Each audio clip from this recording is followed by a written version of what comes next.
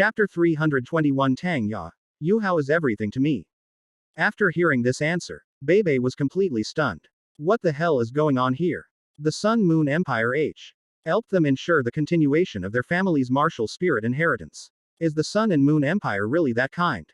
Bebe was skeptical of this. Moreover, Bebe subconsciously harbored a conspiracy theory about the Sun Moon Empire, feeling that their actions were definitely not well intentioned. Telling them to relax and not worry about their safety is probably just a way to keep him calm and then gather them together to wipe them out in one fell swoop. Regardless of what Bebe really thinks, having lost his martial spirit, he has no way to force his way out of here and can only obediently stay with these impoverished nobles. Bebe also tried to explain that she was not a soul master, and didn't even have a martial soul, in an attempt to deceive them and get them to let her go. However, after the inspection, the soul master in charge of the area did not simply let Bebe leave. He always felt that Bebe had a very special temperament, which was more outstanding than those of the other impoverished nobles. Even if no martial spirit or soul power was detected on him, we cannot let him leave so easily. It can only be said that Bebe's luck was not very good. Not all soul masters who are responsible for doing this kind of thing are so competent, and Bebe just happened to encounter one of them. Having no other choice, Bebe could only obediently follow their instructions. Once a certain number of people had gathered, someone was responsible for leading them to the territory of the Sun Moon Empire. Throughout the journey, Bebe was filled with anxiety, wondering every day when she would die. But he was not killed in the end. However, after he arrived at a prepared city within the Sun Moon Empire, not long afterward, someone took him out alone, preventing Bebe from staying with the others. This behavior made Bebe even more worried. He lived in constant fear, agonizing over whether or not to commit suicide, ending his life in a way that could be considered dignified. Because Bebe felt that it was very likely that someone had recognized her identity. As it turned out, Bebe's premonition was indeed correct. When Yuhao and Tang Ya arrived here together, it clearly confirmed Bebe's guess. Little Ya. The moment Bebe saw Tang Ya, she demonstrated what it means to have her pupils dilate in shock. Bebe's expression was extremely complex. A mixture of heartache, resentment, fear, and many other emotions. Actually, back in the Star Luo Empire, Bebe had met Tang Ya several times. Several times, Bebe mustered up the courage to greet Tang Ya. But Tang Ya always treated him with utter indifference, ignoring him each time. At that time, Bebe still felt that Tang Ya had not forgiven her and was still blaming herself for not standing by Tang Ya's side. They didn't help her explain, leaving her to bear the blame for Ma Xiaodao's crime of being an evil spirit master.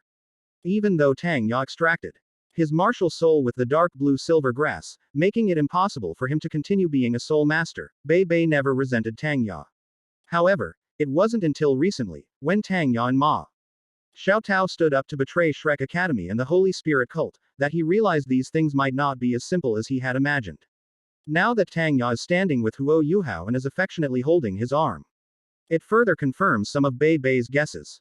Yuhao, you are truly unexpected. You actually fooled everyone and manipulated them all. Looking at the handsome and sunny young man in front of her, Bebe felt a pang of sadness. Yuhao became better and stronger, while he went from being a renowned genius at Shrek Academy to a complete waste. Even his most revered ancestor was being driven to the brink of despair by the Sun Moon Empire, which was being helped by Yuhao. Yuhao chuckled and shook his head. If it weren't for the opportunity given by Shrek Academy and the Holy Spirit cult, I wouldn't have been able to do this. Bebe's face stiffened, and she was speechless. Tang Ya was indeed forced into becoming an evil soul master by Shrek Academy, this is undeniable.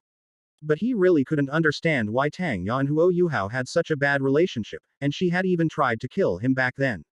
In Bebe's view, he was destined to die from the moment his identity was exposed. Since that's the case, Bebe naturally had no more fear and directly asked Yuhao the question that had been bothering her. Before Yuhao could speak, Tang Ya spoke up first. It was Yuhao who saved me, he pulled me out of the endless darkness. For me right now, Yuhao is everything. Bebe's mental state collapsed. He couldn't hold his emotions any longer and put on a mask of pain. He clearly became enemies with Yuhao back then because of Tang Ya. This also led to him being targeted by Yuhao in the first Soul Master competition. Because of the illusion created by the mirror image after the meeting, he and Shu Sanchi shattered each other's kidneys. It can be said that Beibei suffered boundless pain and torment during that period. But what was the result? Tang Ya, whom he had always been unable to forget, now regarded Huo Yuhao as the most important person in his life, even saying that Huo Yuhao was everything to her and the meaning of her existence in this world. Where can Beibei go to seek justice? In despair, Beibei closed his eyes in anguish. He didn't want to see Tang Ya and Huo Yuhao being so intimate. And he spoke as calmly as possible. I have nothing more to say. Let's get started. Instead of receiving a killing move from Huo Yuhao or Tang Ya, Beibei heard Huo Yuhao speak. What do you mean? Take action. Didn't the Soul Master who brought you here tell you that the Sun Moon Empire wouldn't kill people like you? Upon hearing this, Beibei opened her eyes, saw Huo Yuhao's furrowed brows, and couldn't help but ask. Even if the Sun Moon Empire really releases those people, will you let me go? Regardless, Beibei is Moon's great-grandson, and he doesn't think these guys the Sun Moon Empire are particularly kind. Even though Beibei is now a cripple without martial spirit or soul power, how could the high-ranking officials of the Sun Moon Empire not know the principal plea of eliminating the root of the problem? However, what Beibei never expected was. Upon hearing his words, Huo Yuhao not only refrained from making a move, but also waved his hand and said with a smile. Don't worry, you'll be fine.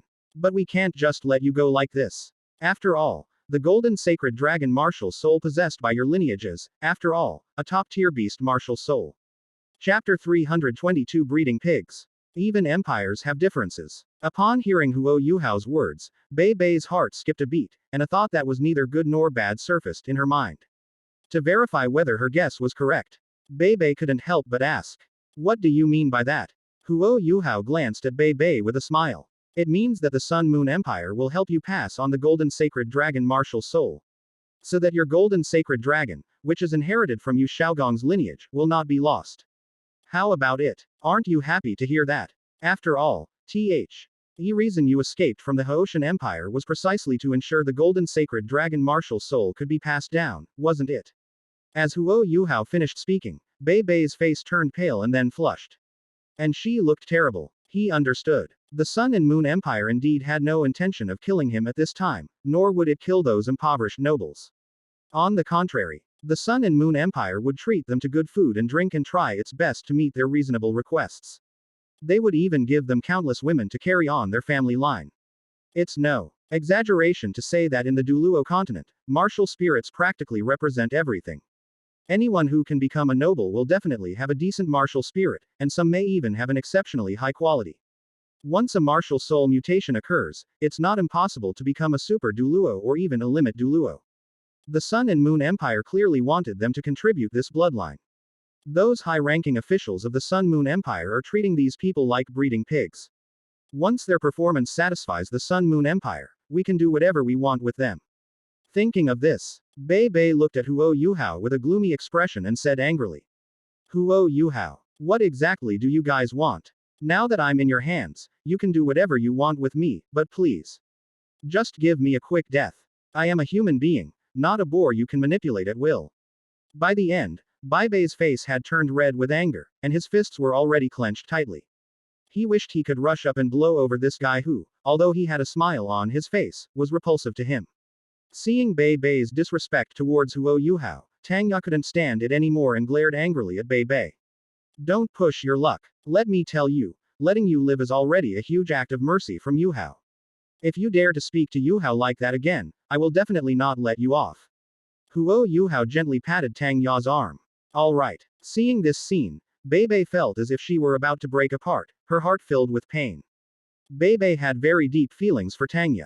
Even though Tang Ya ruined her life, she did not harbor any hatred towards her. But now, watching Tang Ya obey Huo Yuhao's every word and showing a gentle side he had never seen before, Beibei only regretted not dying sooner. Huo Yuhao didn't try to persuade Beibei anymore, he simply looked at her with a smile. Beibei is a smart person. Smart people know what they really need, and Beibei will figure it out herself. The reason why the Sun Moon Empire did this was to allow these nobles with powerful martial spirits to exchange their bloodlines and combine with ordinary people. It was all to change the rigid class system in the Douluo continent. In a world where the strength of a martial soul is everything, accomplishing something like this is incredibly difficult. It would take many generations of effort to achieve the sublimation of all martial souls across the entire Douluo continent. But these things have to be done eventually, and it's always better to do them sooner rather than later. It can only be said that those guys in the Haoshan Empire are still guarding their own little piece of land. They even resorted to mass killings to prevent others from leaving. Use all sorts of crazy methods to intimidate the other party. In contrast, the Sun Moon Empire has already made strengthening the entire Douluo continent its mission and has begun to take action. Even between empires, there are differences. Yuhao's vision has never been confined to Douluo continent. He will eventually leave this place and venture into other worlds. Yuhao had no intention of staying in one place forever, smugly being a so-called god in a small town. If it can make Douluo continent a better place and give the people on Douluo continent more choices, then why not? Bei Bei lowered her head and remained silent for a long time, her heart in turmoil. After struggling and hesitating for a long time, she finally slowly raised her head and looked at Yuhao in a low voice. I agree. Upon hearing this, Yuhao's lips curled slightly, and he chuckled softly. That's why I said you're a smart person. Bei Bei did not answer. He already knew from Moon that there was virtually no hope of defeating the Sun Moon Empire. Since the Sun Moon Empire will eventually unify the continent, both he and Yuan want to pass on the golden sacred dragon martial soul. All he can do now is agree to Yuhao's request, knowing full well that it was impossible to defeat the behemoth that was the Sun and Moon Empire. Bei Bei certainly didn't want her descendants to carry the burden of deep hatred and ultimately die tragically at the hands of the Sun Moon Empire's soul-guided devices. As for Tang Ya, who has been on his mind for so many years, there's no hope. Just by looking at Tang Ya's behavior in front of Yuhao, Bei Bei knew that she had absolutely no hope. Now that Bei Bei has accepted reality and no longer wants to resist, Yuhao has accompli shed his goal and will not waste time here. Just as he was about to leave with Tang Ya, Bei Bei looked at Tang Ya's back and suddenly spoke. Xiaoya, I hope you will be happy in the future. Bei Bei's words received no response. Tang Ya acted as if she hadn't heard them at all, and left while chatting and laughing with Yuhao. To Tang Ya, Bei Bei was already an insignificant stranger. Only Yuhao occupied the most important place in his life. Tang Ya looked at Yuhao with hazy eyes, a slight blush appearing on her face. She opened her mouth slightly and breathed softly. Master, we finally have a chance to be alone. Do we really have to rush back now? I've been looking forward to this day for so long. Before I go back, could you grant me my wish? Tang Ya had been craving Yuhao for a long time. It's just that because she was a saintess in the Holy Spirit cult before, she never had the opportunity to have in-depth exchanges with Yuhao. Recently, Yuhao has even taken by other members of the girl group, leaving her with even less of a chance to get close to him. Now that she has this opportunity to go out alone with Yuhao, Tang Ya is determined not to miss it. Chapter 323 Gu Yuina is asleep. Counterattack against the Sun and Moon. Since the war that killed Yan Xiaojie and Qian Duoduo ended, there has been no decisive battle between the Sun Moon Empire and the Haoshan Empire. But the Sun Moon Empire was unwilling to let them continue to roam freely. The Haoshan Empire did not want to gradually perish without resistance. Thus, despite having no prior communication, the two sides tacitly and continuously engaged in small-scale battles. The Soul Master Corps of the Sun Moon Empire clashed with members of Shrek Academy, the Holy Spirit Cult, and the Clear Sky Sect. Meanwhile, the level 9 Soul Masters who possessed 4-word battle armor were constantly engaged in fierce battles with the Limit Douluo of the Clear Sky Empire. Originally, Niu Tian and Titan, having experienced the previous incident and feeling threatened by Gu Yuina, were reluctant to participate in this war. To their surprise, the Sun Moon Empire actual Y had a hidden 4-word battle armor master. The commander of the Sun Moon Empire originally intended to launch a surprise attack on the Haoshan Empire. They had kept these 4-word battle armor Asters hidden until Muan and Long Xiaoyao lowered their guard, then suddenly appeared to deliver a fatal blow. Ideally, we should be able to wipe out these Limit Douluo of the Haoshan Empire in one fell swoop. Everything was going very smoothly at first, but although Niu Tian and Titan did not participate in the war, they were always fighting for Muan, Long Xiaoyao, Tang Wei and others. When they realized something was wrong, they immediately stepped in to help Moon and the others. It's no exaggeration to say that if it weren't for Niu Tian and Titan's timely intervention, of the 6 Limit Douluo in the Haoshan Empire's camp, at least 2 will die. This incident also made the 4-word battle armor masters of the Sun Moon Empire and the Limit Douluo of the Clear Sky Empire realize each other's true power. Niu Tian and Titan also realized that Gu Yuina had no intention of stopping them. Regardless of the reason, Niu Tian and Titan cannot simply ignore it. It is clear that He limit Douluos of the Haoshan Empire are no match for the four-word battle armor masters of the Sun Moon Empire. If they don't step in to help, then Yuan, Long Xiaoyao, and Tang Wei will really have no way out. By then, with only these two sycophants left, won't they be at the mercy of the Sun Moon Empire? With this in mind, Niu Tian and Titan began to probe step by step to see if Jiu Yuina would still appear to deal with them. As a result, Jiu Yuina seemed to have completely disappeared, and she never appeared again after that incident. Even if the two of them went even further and Rely injured one of the four-word battle armor masters of the Sun Moon Empire, Jiu Yuina still did not appear. This made Niu Tian and Titan secretly speculate about Jiu Yuina's situation. They remembered what Tang San had once said. Even if the lake of life at the center of the Stardow Great Forest contains an extremely large amount of living gold, given the severity of Jiu Yuina's injuries, it would probably take 10,000 years for her to fully recover. Titan thought that Jiu Yuina was probably just bluffing and putting on a brave face to intimidate them. As a result, the two of them were genuinely frightened by Jiu Yuina, the Silver Dragon King, and did not dare to bite the bullet and cause trouble for the Sun Moon Empire. They were given a full 5 years to develop, allowing them to successfully create something called battle armor. Now that the Sun Moon Empire has the power to confront the Haoshan Empire, Jiu Yuina can no longer stay outside. For her, the Silver Dragon King, the most important thing was to find a way to recover from her injuries. Although Niu Tian felt that something was amiss with Titan's speculation, he ultimately concluded that it made perfect sense. To verify this, in the first instance, Niu Tian and Titan deliberately led Yuan, Long Xiaoyao, and others to launch a counterattack against the Sun Moon Empire. With these two powerful individuals possessing divine-level strength, the Haoshan Empire instantly surpassed the Sun Moon Empire in power. Originally, they were forced by the Sun Moon Empire to retreat to the capital of the Haoshan Empire and a few surrounding cities. But after this war, they actually regained some territory. Furthermore, it severely injured 3 four-word battle armor masters, making the Sun Moon Empire no longer dare to be as arrogant as before. At this point, the roles of offense and defense shifted. And Niu Tian and Titan confirmed the previous guess. Jiu Yuina, the Silver Dragon King, has definitely returned to the Stardow Great Forest. And there is a high probability that she has already fallen into a deep sleep. Upon realizing this, Titan was overjoyed and burst into laughter. Ha ha ha, Sati. Hat Silver Dragon King was just bluffing all along. We were just scaring ourselves from the start. If I had known this would happen, I shouldn't have backed down in front of her 5 years ago. Quote, if we had confronted her head on back then, taken Donger back, and caused a huge scene in the Sun Moon Empire, things wouldn't have turned out this way. Upon hearing this, Niu Tian glanced at Titan, who was already in a state of expansion, shook his head, and said in a deep voice. What sweet dream are you having? Have you forgotten Tang Hao? I think the reason why the Silver Dragon King turned to the Stardow Great Forest and stopped interfering in outside affairs is most likely because of his previous dealings with Tang Hao. First, they forcibly seized the Golden Ancient Tree from Shrek Academy. And then they went to the Clear Sky sect to eliminate Tang Hao. Given that the Silver Dragon King's injuries have not yet recovered, it will naturally have a very bad impact. If that weren't the case, why would he have left at such a crucial moment? For the Silver Dragon King, the best option now is probably to assist Yuhao, the Chosen One, in wiping us all out. Compared to Titan, Niu Tian is clearly smarter.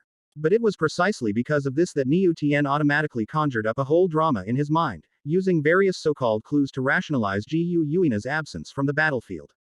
Ultimately, they arrived at a conclusion that was completely different from the truth. However, both Niu Tian and Titan thought this guess was extremely reasonable. Now that they had such a great opportunity, Niu Tian and Titan were naturally unwilling to let it slip by.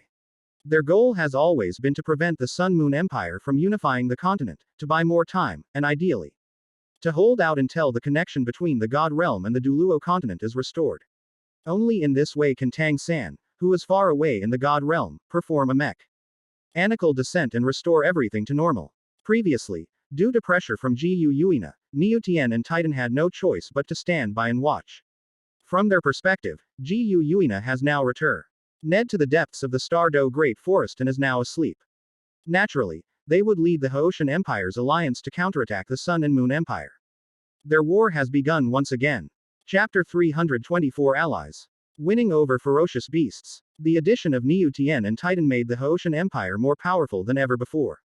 Even though the sole masters of the Sun Moon Empire tried their best to resist, they were no match for them at all. To withstand Niu Tian and Titan, it would take 3-4-word battle armor masters to barely stop one of them. These two alone would require the Sun Moon Empire to send out 6-4-word battle armor masters. Even if the Sun Moon Empire had previously concealed a portion of its power, even if it were to expose it all now, it would still be no match for the Haoshan Empire.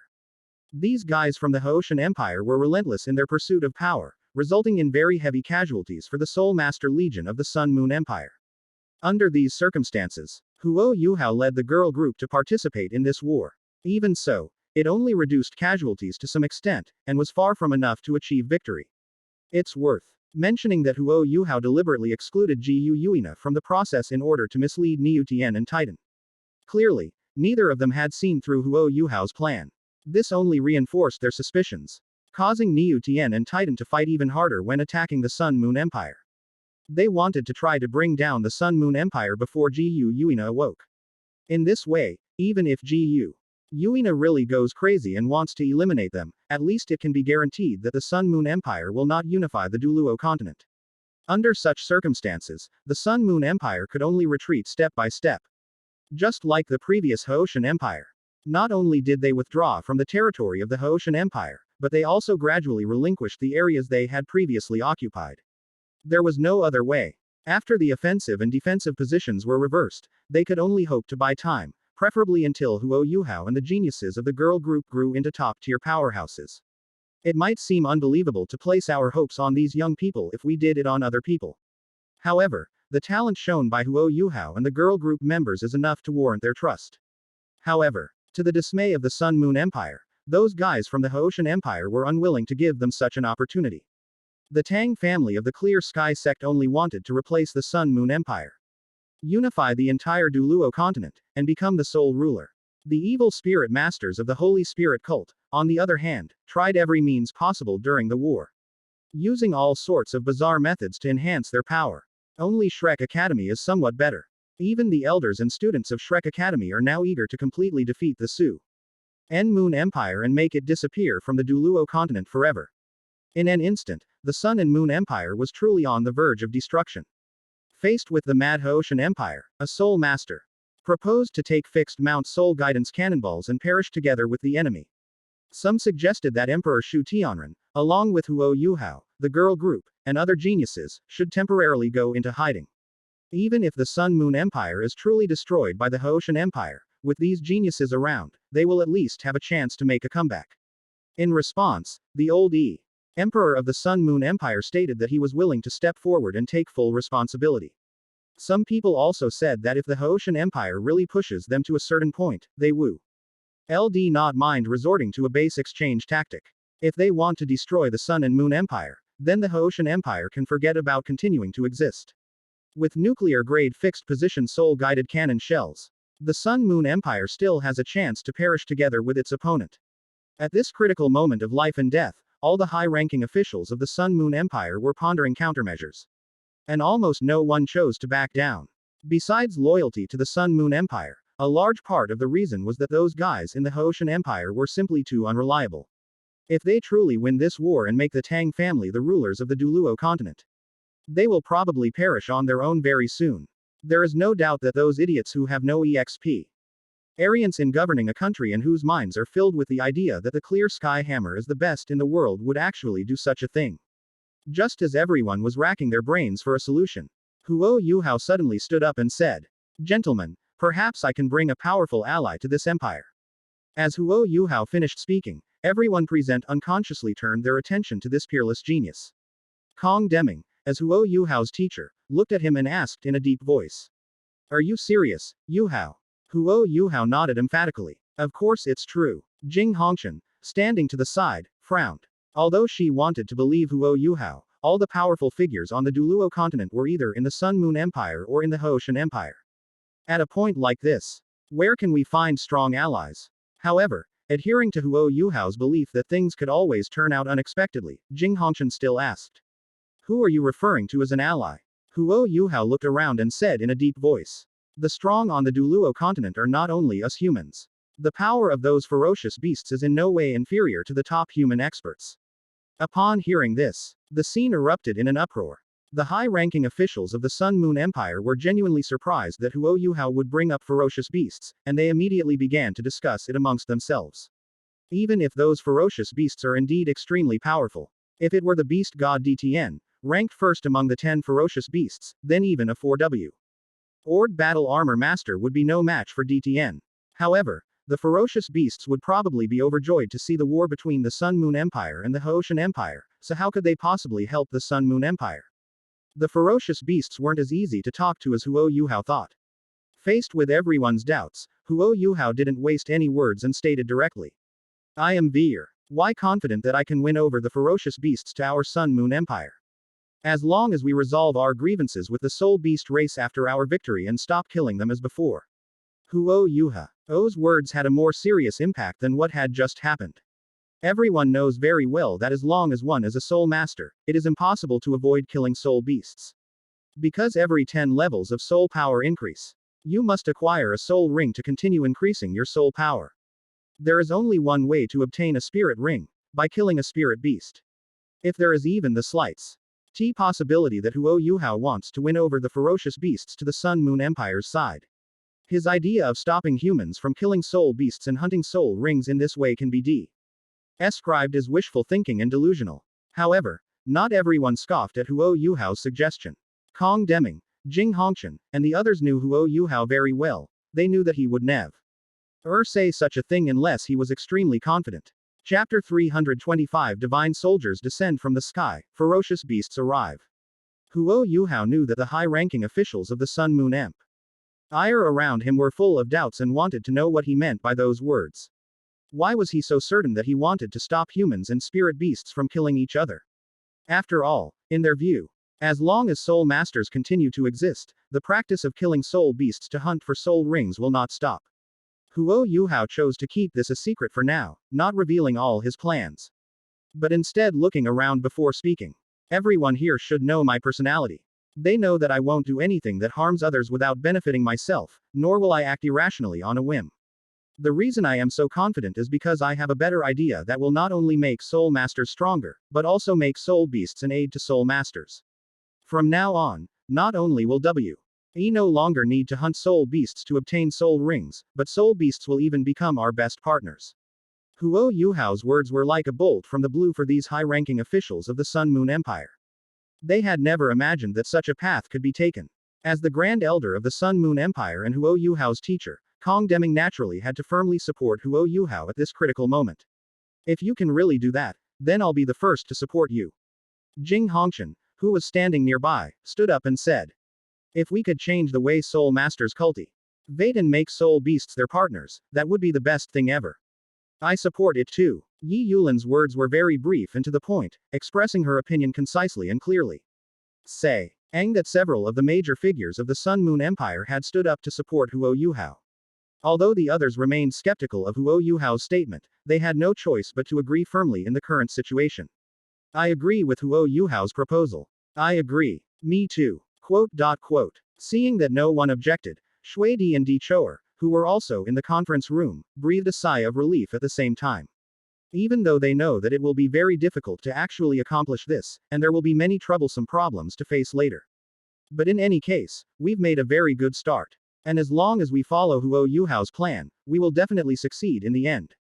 Seeing this, Huo Yuhao nodded. In that case, I will go and negotiate with those ferocious beasts, to get them to form an alliance with our Sun Moon Empire. Upon hearing this, Kong Deming quickly replied, I'll go with you. No matter what, those ferocious beasts are extremely hostile towards humans. If you can't persuade them, you could be in danger. Huo Yuhao grinned. Don't worry, teacher. Trust me, there won't be any problems. Those guys from the Haoshan Empire have never given up their attack. And this battlefield can't be without a top expert like you. Kong Deming hesitated for a long time, but in the end he could only stay as Huo Yuhao had said. After Niu Tian and Titan joined the war, the Sun Moon Empire was already at a significant disadvantage. Even when all the top experts of the Sun Moon Empire joined forces to fight against them, they were still forced to retreat steadily under the crazy offensive of those guys from the Haoshan Empire. If Kong Deming were to leave at such a critical moment, the situation would become even more dangerous. Now, Kong Deming has no choice but to trust Huo Yuhao. I believe that this disciple, who carries such great fortune, will be able to create miracles once again. How is it? Are DTN and the others ready? Huo Yuhao looked at Gu Yuina in front of him and asked a question. Gu Yuina nodded slightly. It's been prepared for a long time.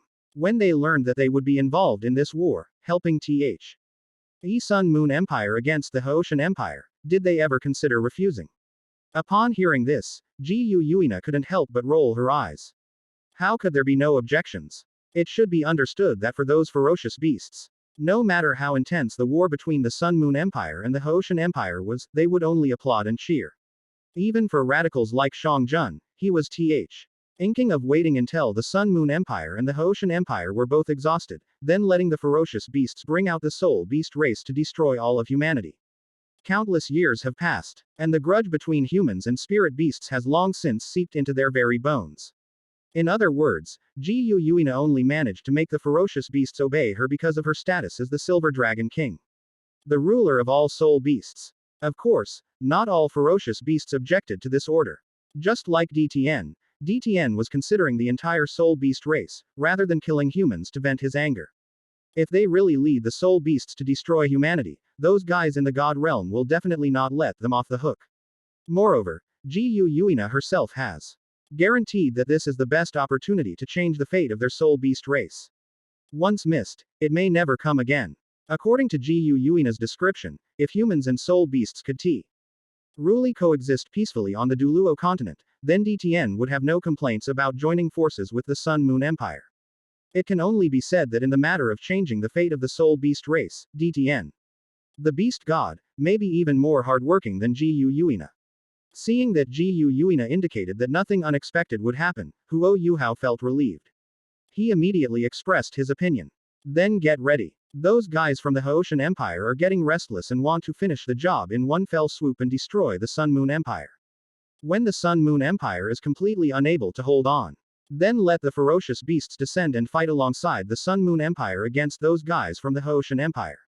Gu Yuina naturally had no objection to Huo Yuhao's decision. But she still had a question.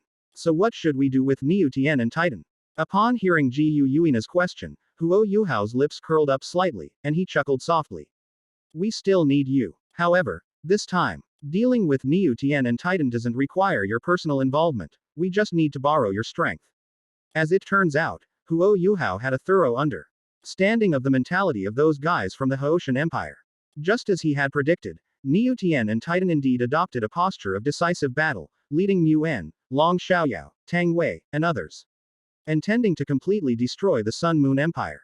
Faced with their frenzied offensive, even though the Sun Moon Empire had tried its best to resist, it was no match for them at all.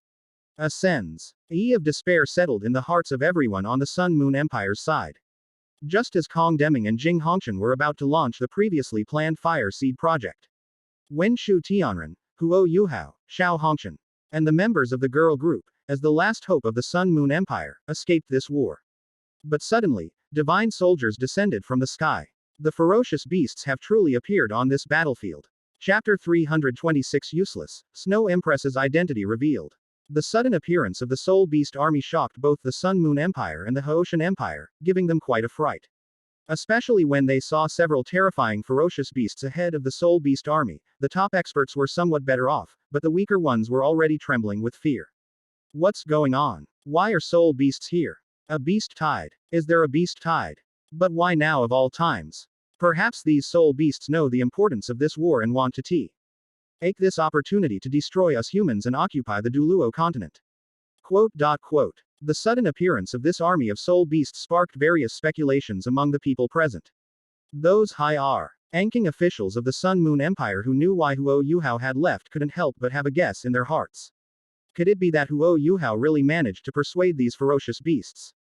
Did they really choose to join forces with the Sun Moon Empire to deal with the Haoshan Empire? However, they still found the matter somewhat unbelievable, so they did not ask about it immediately. Instead, they looked at these ferocious beasts with wary expressions, fearing that they might suddenly launch an indiscriminate attack and charge together against the Sun Moon Empire and the Haoshan Empire. If the higher-ups of the Sun Moon Empire were merely speculating, Niu Tian and Titan were almost certain that this suddenly arriving army of soul beasts must have come to help the Sun Moon Empire today. Do these bastards really bet everything on the Sun Moon Empire, thinking that siding with the Sun Moon Empire will change the fate of the soul beast race? Even Tang San couldn't do this. Do you really think that a mere chosen one of destiny can change everything? Titan stared grimly at DTN, who was at the forefront of the beast army, and said in a muffled voice. DTN, are you sure you want to lead these soul beasts into this war? Don't you realize that you're leading the soul beast race down a path of no return? DTN glanced at Titan with disdain. You traitor to the soul beast race. Don't try to tell me what to do. Upon hearing this, Titan clenched his fists tightly, making a cracking sound. His bulging cheeks from clenching his teeth revealed the anger in his heart. Seeing how useless Titan was, he was so easily angered by DTN's words. Niu Tian shook his head slightly and then looked at DTN and said. DTN, if you lead the soul beasts away now, we can pretend you were never here. You should know very well that even though the God Realm has lost contact with Douluo continent now, it will be restored sooner or later. If those guys in the God Realm found out what you've done, what do you think the situation of the soul beast race would become? DTN twitched the corners of his mouth. Despite being a stern and unsmiling beast god, his face was now filled with a mocking smile. If we do nothing, will those guys let our soul beast race go? We are not like the two of you, who betrayed the soul beast race and ignored the death of our own kind. We would rather die on the path of resistance than die in misery. Niu Tian wanted to say something more, but Shang Jun suddenly sneered. Two useless people can only guard the gate and don't even have the qualifications to enter the core of the Star Do Great Forest, only managed to rise to prominence because they joined Tang San. But a piece of trash is still a piece of trash. He didn't dare utter a sound in front of me back then, but now he dares to talk to us like this. Shang Jun wasn't intentionally insulting Niu Tian and Titan. 10,000 years ago, these two were indeed guarding the gates for the ferocious beasts at the core of the Star Do Great Forest. When facing the dark gold Terraclaw bear, Niu Tian and Titan, while not exactly groveling, could certainly be described as subservient. Now that he sees these two guys have successfully turned their lives around and still dare to speak so arrogantly in front of DTN, Shang Jun naturally can't stand it. Although he frequently provoked DTN and tried to seize DTN's position, in Shang Jun's mind, no one else had the right to do so. Shang Jun's words were not very offensive, but they were extremely insulting. Now, not only Titan, but even Niu Tian was finding it hard to control his anger. That damned bastard Shang Jun, he just keeps bringing up the very thing he shouldn't be talking about. They now possess power at the level of priests. Even if he's at the bottom of the divine realm, he's definitely not someone like Shang Jun who can pull off such a feint. Titan grinned maliciously at Shang Jun, spitting out 2 puffs of white breath from his nostrils, and roared. Bear King, you bastard, do you still think this is 10,000 years ago? Since you insist on courting death, I won't mind tearing you apart with my own hands later. Titan was bullied by Bear King quite a bit back in the day. As a Titan ape, he was also known for his strength. But in front of Shang Jun, he could only become a punching bag, letting Shang Jun knead him at will. But the past is the past, and the present is the present. Don't mistake the past for the present. Shang Jun and Titan exchanged trash talk, and their conversation led to the complete exposure of Niu Tian and Titan's identities. Now everyone understood that the two sect leaders of Haoshan Sect were actually the Azure Bull Python and the Titan Giant Ape from 10,000 years ago. Tang Wei and the others finally understood why they knew Tang Hao, the Haoshan Douluo from 10,000 years ago. How did they become the sect leaders of Haoshan Sect as outsiders? Why are they so certain that once the connection between the God Realm and Douluo continent is restored, they will be able to win this war? So, all of this was because of Tang San's ancestor. While the powerful figures of the Sun Moon Empire and the Haoshan Empire were having different thoughts, Niu Tian was observing the ferocious beasts opposite him. The 10 ferocious beasts have almost all gathered. Even the evil eye tyrant, who was completely out of place among the ferocious beasts, appeared here. Even Titan Snow Demon King, who wasn't even qualified to be listed among the 10 great ferocious beasts, actually led his clan, along with the Ice Jade Scorpion clan, to this place. Is this also the work of the Silver Dragon King? Perhaps only the Silver Dragon King could unite these soul beasts who don't live in the same place. Fortunately, the Silver Dragon King fell into a deep sleep because of Tang Hao's situation. Otherwise, wouldn't we be the ones who lost this war? After taking a deep breath, Niu Tian looked at DTN and asked in a deep voice. Where are the Snow Empress and Ice Empress from the far north? Since all the ferocious beasts have appeared together, and the Titan Snow Demon clan and the Ice Jade Scorpion clan have also come here, have they not come? DTN did not respond to Niu Tian's question. However, Shui Di, who was standing in the Sun and Moon Empire's girl group, stepped forward. Shui Di spoke calmly and expressionlessly.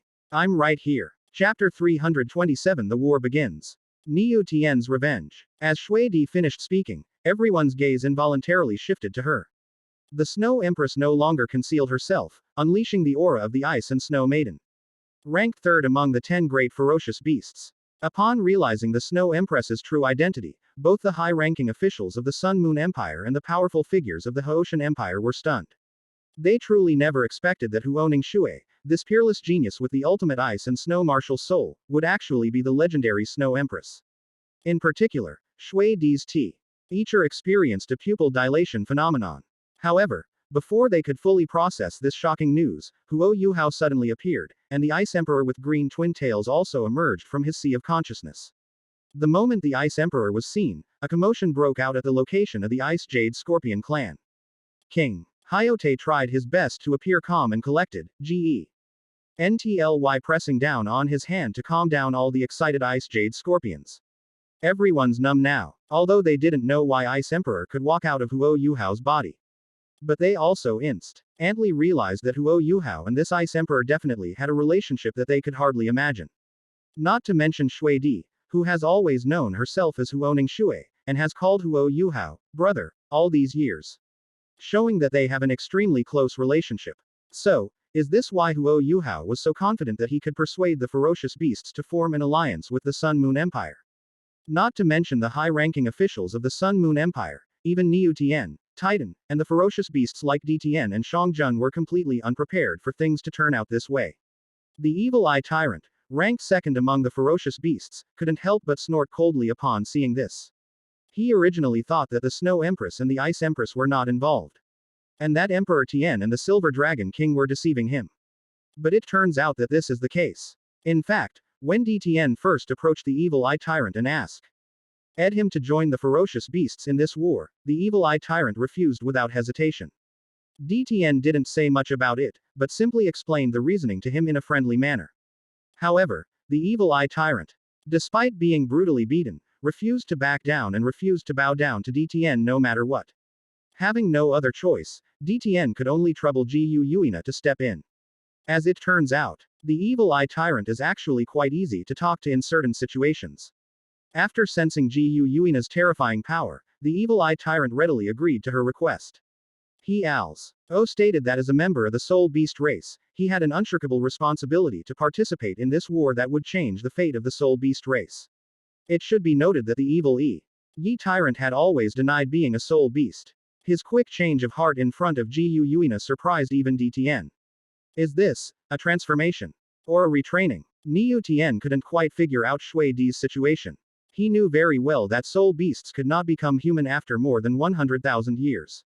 Given Shui Di's cultivation level, such a thing should have been impossible, yet the fact was right before his eyes. What baffled him most was the current situation of Hayote. He had never seen an energy entity like Hayote before. It was as if she had become Yuhao's spirit ring. Yet she could still have her own consciousness and continue to exist. Regardless of what happened to them, since they insisted on joining forces with the Sun Moon Empire, Niu Tian would not show them any mercy. Compared to the future fate of the Soul Beast race, winning Xiao Wu's favor and completing the task assigned by Tang San is obviously more important. Thinking of this, Niu Tian looked at DTN with a cold expression and slowly said, "Since you insist on being so stubborn, don't blame us for showing no mercy. You ferocious beasts are doomed to die, but after you die, we will take care of the Soul Beast race and prevent it from being completely wiped out.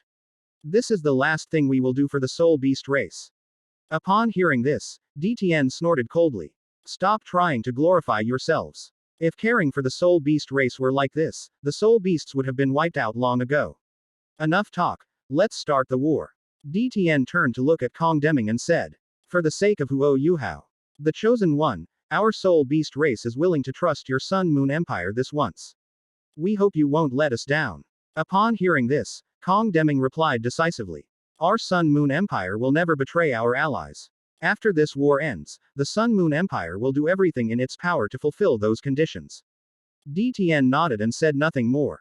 If the Sun Moon Empire were to break its promise and renege on the agreement after the war ends, Yuhao would probably be the first to object. Just looking at the closeness of his relationship with the Soul Beast clan, Yuhao would never let him go unchecked. DTN's ability to judge people is quite good. In his view, Yuhao, the Chosen One, is fundamentally different from Tang San from 10,000 years ago. The reason Yuhao made Shui Di reveal her identity in this war and also showed Bing Di was to demonstrate his determination. Yuhao wanted to clearly tell Yong that he would definitely fulfill his promise, resolve the grudges between humans and soul beasts, and enable both sides to coexist peacefully on the Douluo continent in the future. On this point, most of the high-ranking officials of the Sun Moon Empire were Yuhao's own people, so of course no one would object to his proposal. And next, all we need to do is win this war and eliminate everyone on the Hoshan Empire's side. Niu Tian and Titan, who mistakenly believe that Jiu Yuina has fallen into a deep sleep again, are destined to pay the price for their misjudgment. DTN immediately approached Niu Tian, not only wanting to personally eliminate this traitor of the Soul Beast clan, but also wanting to personally experience just how powerful Niu Tian was now. Although DTN is known as the Beast God, he can be considered the strongest person below the God level on the Douluo continent. Regardless of the circumstances, Niu Tian transcended social classes with Tang San's help and became a true God-level powerhouse. Even though his God-level power is the weakest, it is still fundamentally different from the power below the God level. As a result, DTN was immediately at a significant disadvantage. Niu Tian, who had gained the upper hand, appeared extremely excited. Although he doesn't, like the Titans, constantly bring up the humiliation of 10,000 years ago. However, Niu Tian never forgot how he was ordered around by DTN and other ferocious beasts 10,000 years ago. Now that he has such a good opportunity, of course he wants to get his revenge. Chapter 328 Niu Tian in despair, he's been schemed against. HMPH. Siyu, the Beast God Emperor Tian, are nothing special after all. Niu Tian, who had been dominating DTN the whole time, finally couldn't help but utter a sarcastic remark. The former gatekeeper has finally turned the tables and become the master, suppressing and beating Dituo, the leader he once thought was incredibly powerful. This situation filled Niu Tian with a sense of vengeful pleasure. But in fact, 10,000 years ago, DTN never bullied Niu Tian and Titan. In DTN's view, the importance of the other ferocious beasts was actually not much different. Moreover, whenever Shang Jun bullied Titan, DTN would always stand up and reprimand Shang Jun, thus helping Titan out of the predicament. Even so, Niu Tian was still extremely excited about surpassing DTN. In fact, Niu Tian's mentality is just like that of those people who lived a good life in Yuhao's previous life. When they are weak, they may be obsequious, but once they become strong, they will not hesitate to bare their fangs at those who once helped them, biting them like mad dogs. Or perhaps like Tang San. At first, they called Dai Mubai Boss Dai, but after surpassing him in strength, they switched back to calling him Dai Mubai. When he first returned to the Hoshan sect to acknowledge his ancestors, he was meek and submissive. But after his strength increased, he began to strike hard. It can only be said that Niu Tian and Titan are indeed Tang San's followers, their actions are exactly the same as his. Even though DTN was at a complete disadvantage in the face of Niu Tian's condition, he did not panic at all. On the contrary, a mocking smile appeared on DTN's face as he looked at Niu Tian in front of him and said, "Do you think that by siding with Tang San and having him as your backer, you can do whatever you want on the Douluo continent?" Niu Tian vaguely sensed that something was wrong. But his attitude remained extremely firm. "You have no idea how powerful Tang San is, you have absolutely no concept of his strength. With Tang San as my backer, I can not only do whatever I want on the Douluo continent, but even in the God realm, absolutely no one will dare to cause me trouble. Tang San possesses two divine positions, one of which is the prestigious Asura God position. One of the 5 great God kings. In Niu Tian's mind, Tang San was simply invincible. Moreover, Niu Tian was well aware of Tang San's ambitions. He not only wanted to turn Douluo continent into the Tang family's backyard, but also wanted to completely control the God realm. Niu Tian's words made DTN chuckle out loud. However, after laughing, DTN's expression suddenly turned extremely cold. He looked at Niu Tian in front of him and said, word by word, "I see you've forgotten who, as a soul beast, should respect and fear most. You guessed it. After saying that, D. Tien used the power he had borrowed from Jiu Yuina without hesitation. Boom. In an instant, D. Tien, who had already reached the level of a demigod, underwent a sublimation and leapt into the realm of gods. Even if D. Tien entered the realm of gods, he could only maintain it for a short time, and he only did so with the help of Jiu Yuina's power. Even so, the power he can currently unleash still far surpasses that of the divine official Niu Tien.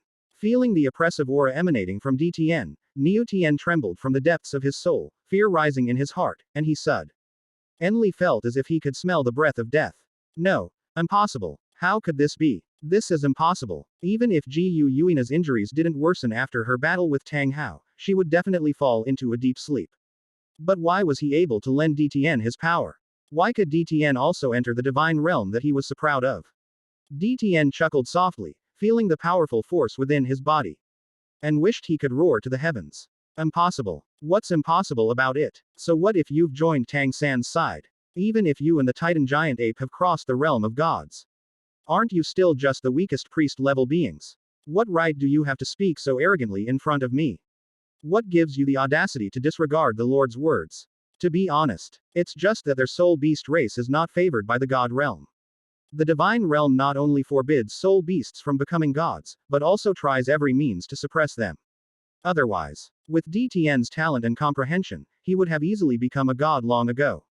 Furthermore, D. Tien will definitely not stop at being a priest. He will far surpass Niu Tien and Titan. There's a reason why D. Tien was able to obtain the title of beast god despite being a ferocious beast. Sensing the killing intent in D. Tien's eyes, Niu Tien unconsciously took 2 steps back. Why is this happening? Hasn't the Silver Dragon King fallen into a deep sleep? Then why hasn't she appeared all this time? Why did she stand by and watch as Titan and I led the Haoshan Empire to defeat the Sun Moon Empire?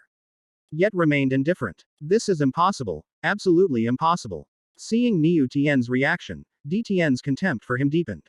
Why? What other reason could there be? Of course. It's because both Niu Tien and Titan, those 2 idiots, were outmaneuvered from the very beginning. If Jiu Yuina hadn't remained absent, leading them to mistakenly believe that the Silver Dragon King had fallen into a deep sleep, how could Niu Tien and Titan be so audacious as to lead the Haoshan Empire in a counterattack against the Sun and Moon? If it weren't for them making the high-ranking officials of the Sun Moon Empire feel the crisis of destruction. Even if Yuhao's plan can be implemented smoothly, there will definitely be a lot of opposition and some tricky troubles along the way. But things are different now. Now, Niu Tien and Titan have fulfilled all their obligations as tools. These 2 sycophants are no longer useful. Yuhao and Jiu Yuina certainly wouldn't keep them around any longer. Their only purpose now is to die at the hands of the 4-word battle armor masters of the Emperor Heaven and the Sun Moon Empire, thus further solidifying the alliance between the Sun Moon Empire and the Soul Beast clan. Under D. Tien's blockade, Niu Tien's roars did not get out and naturally would not affect the subsequent plans. Feeling the seemingly endless power within his body, D. Tien took a deep breath and looked at Niu Tien, saying, "Are you ready? If you are, then experience despair." As soon as he finished speaking, D. Tien's figure vanished instantly. And he launched a fierce attack on Niu Tien. At this moment, D. Tien had already used Niu Tien as a punching bag. Having finally gotten such an opportunity, he naturally wanted to take advantage of this battle to experience the power of a god. This can be considered Niu Tien's final contribution before his death. At this point, the roles of offense and defense shifted. Just moments ago, Niu Tien was smug, feeling that he had finally avenged all the humiliations he had suffered 10,000 years ago. Faced with D. Tien unleashing his full power, he truly felt the threat of death. Chapter 329 Titan. Are you trying to make a fool of us? The battle between D. Tien and Niu Tien drew the attention of everyone present. Seeing that D. Tien was beating Niu Tien mercilessly, leaving Niu Tien powerless to fight back and only able to defend himself with all his might, the powerful figures present immediately had different thoughts. Having just experienced despair, the high-ranking officials of the Sun Moon Empire have rediscovered hope after witnessing this scene. They hadn't expected D. Tien to be so powerful. In the past, they would have felt differently upon seeing such a powerful D. Tien, worrying that he might affect the Sun Moon Empire. However, the more terrifying the strength that D. Tien displayed in this war, the more excited the high-ranking officials of the Sun Moon Empire became. This means that by joining forces with the ferocious beasts, they truly have a chance to defeat the Haoshan Empire alliance. Nothing in life is more dramatic than this. The high-ranking officials of the Sun Moon Empire were happy, but the people of the Haoshan Empire looked as if they had lost a family member, their faces filled with shock, uncertainty, and a sense of existential doubt. How could this be? How could Niu Tian lose? Didn't this guy already enter the realm of gods? Why is he no match for DTN?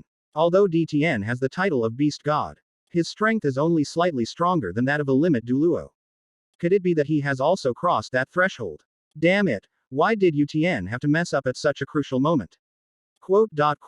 Because when DTN and Niu Tian were communicating, DTN deliberately sealed off the surroundings to prevent their conversation from being heard by others. That's why everyone else cool. D only see DTN beating Niu Tian mercilessly, but had no idea why this was happening. Even the Titans were unaware of the truth. Damn it. That damn DTN. Titan roared and was about to go and support Niu Tian, joining forces with him to deal with DTN. As a result, Titan was stopped by Kong Deming, Shang Jun and others as soon as it made a move. Shang Jun looked at Titan and grinned maliciously. Little monkey, you'd better stand here obediently. With me here, there's absolutely no way you'll disturb DTN. The mighty Titan ape was reduced to a monkey in Shang Jun's mouth. Since sacrificing himself to Tang San 10,000 years ago, Titan has never suffered such humiliation, except when he had to be subservient to Tang San. Especially since he had an indelible grudge against Shang Jun. The combination of old and new hatreds enraged Titan. You damned bear king, I'll tear you apart with my own hands. After letting out a roar, Titan charged directly at Shang Jun. In truth, while Titan was furious, he wouldn't have lost his mind and become completely brainless. Titan knew very well that, under the current circumstances, supporting Niu Tian would not be an easy task. They won't back down no matter what, unless they take down Kong Deming and Shang Jun. If that's the case, then what's there to hesitate about? Titan now has only one thought in his mind: to tear Shang Jun's body apart with his own hands and then join Niu Tian in dealing with DTN. Faced with Titan's offensive, Shang Jun, who was a battle maniac, showed no intention of dodging, and chose to take the initiative to fight back. He shouted without turning his head. Human. This stupid monkey has found a backer and has raised his strength to this level by acting as someone's dog. I need your help to deal with him. Upon hearing this, Kong Deming replied without hesitation. That's exactly right. Kong Deming did not stand idly by while Titan and Shang Jun fought. Instead, he used his strongest soul tool to attack Titan. Although Shang Jun and Kong Deming's combined strength is already terrifying, Titan still possesses the power of a priest. Even if the two of them joined forces, they couldn't possibly deal with the wife. Seeing this, the evil eye tyrant, who was originally just paddling, suddenly heard a cold, emotionless voice in his ear. Are you just going to watch the show like this? Gu Yuina's words made the evil eye tyrant shudder, and he repeatedly denied it. No, I'm just looking for the right opportunity to launch a fatal attack on that guy, my lord. Gu Yuina did not respond to the evil eye tyrant's words. Gu Yuina's silence, however, terrified the evil eye tyrant even more than her outburst. Without further hesitation, the evil eye tyrant charged directly toward the location of Titan, Bear King, and Kong Deming. Therefore, the Titan's strength far surpasses that of the tyrant of the evil eye, but the tyrant of the evil eye is a LSO very clear about his mission in this war. That means all we need to do is join forces with Kong Deming and Shang Jun to stop Titan, and then let DTN kill Titan after he has dealt with Niu Tian. Moreover, with Gu Yuina watching from the sidelines, they didn't need to worry about encountering any life-threatening dangers. Yes, Gu Yuina, who had disappeared for a while, has returned to the battlefield. His appearance made Titan realize instantly why DTN could overpower Niu Tian. Although Niu Tian was a priest just like him, he was powerless to resist DTN, a demigod. Even if Titans weren't the brightest. By this point they had realized they had been tricked. It's really impressive that Gu Yuina thinks so highly of them. Despite being far stronger than both of them combined, they insist on playing this cat and mouse game. Are you treating them like monkeys? Although the Titan's true form is the Titan ape, it is fundamentally different from an ordinary monkey. Moreover, since becoming Tang San's follower, he has completely abandoned his identity as a soul beast and has long since severed ties with the soul beast race. Now that Gu Yuina has driven them into a corner, neither Titan nor Niu Tian will sit idly by and wait for their doom. All they can do now is risk everything, including their lives, to make Gu Yuina and the Sun Moon Empire pay a heavy price. They wanted everyone to know that the Azure Sky Bull Python and the Titan Giant Ape were no longer the gatekeepers they were 10,000 years ago. Once they made up their minds, neither Niu Tian nor Titan held back any longer and unleashed their strongest power without reservation. Niu Tian roared as he looked at the Haoshan Empire Alliance members, who were also being attacked by the Sun Un Empire's soul masters and soul beasts. You have no way out. Since you're going to die anyway, then before you die, take a big bite out of each other. After saying that, Niu Tian ignored everyone else and focused on fighting DTN. He wanted to see just how powerful DTN was after borrowing power from Gu Yuina. Chapter 330, a desperate counterattack before death. Niu Tian's words ultimately reminded Muan, Long Xiaoyao, Yi Qishui, Tang Wei, and others. A sense of despair had already spread among the alliance of the Haoshan Empire, the Holy Spirit Cult, and Shrek Academy. They had clearly seen the light at the end of the tunnel, but the arrival of DTN and his Soul Beast clan caused the situation to change dramatically in an instant. They were the ones who were driven into a corner, with no way out. Muan watched as the faint golden light emanating from the ancient golden tree fell upon the soul masters and soul beasts of the Sun Moon Empire. Thanks to the golden tree, the injuries those people had sustained were completely healed in an instant. Watching this unfold before his eyes, Moon's expression was incredibly complex. Even though he now knows about the existence of the golden tree, it is a complete scheme by Shrek Academy. It's highly likely that Tang San, the sea god from 10,000 years ago, wanted all the strong individuals of Shrek Academy to dedicate their souls to the golden tree after death, in order to enhance the power of the golden tree and plot something unknown to others. Even so, after seeing that the power of the golden tree had been used by the Sun and Moon Empire, Muan still felt something was off. Is everything destined to end completely at this moment? The Shrek Academy, which has been passed down for 10,000 years, is ultimately going to be cut off. Shrek's ancestors, I have let you down. A trace of sadness flashed in Moon's eyes, as he lamented the end of Shrek Academy's legacy and the wasted effort he had put in over the years. If only I had known things would turn out this way.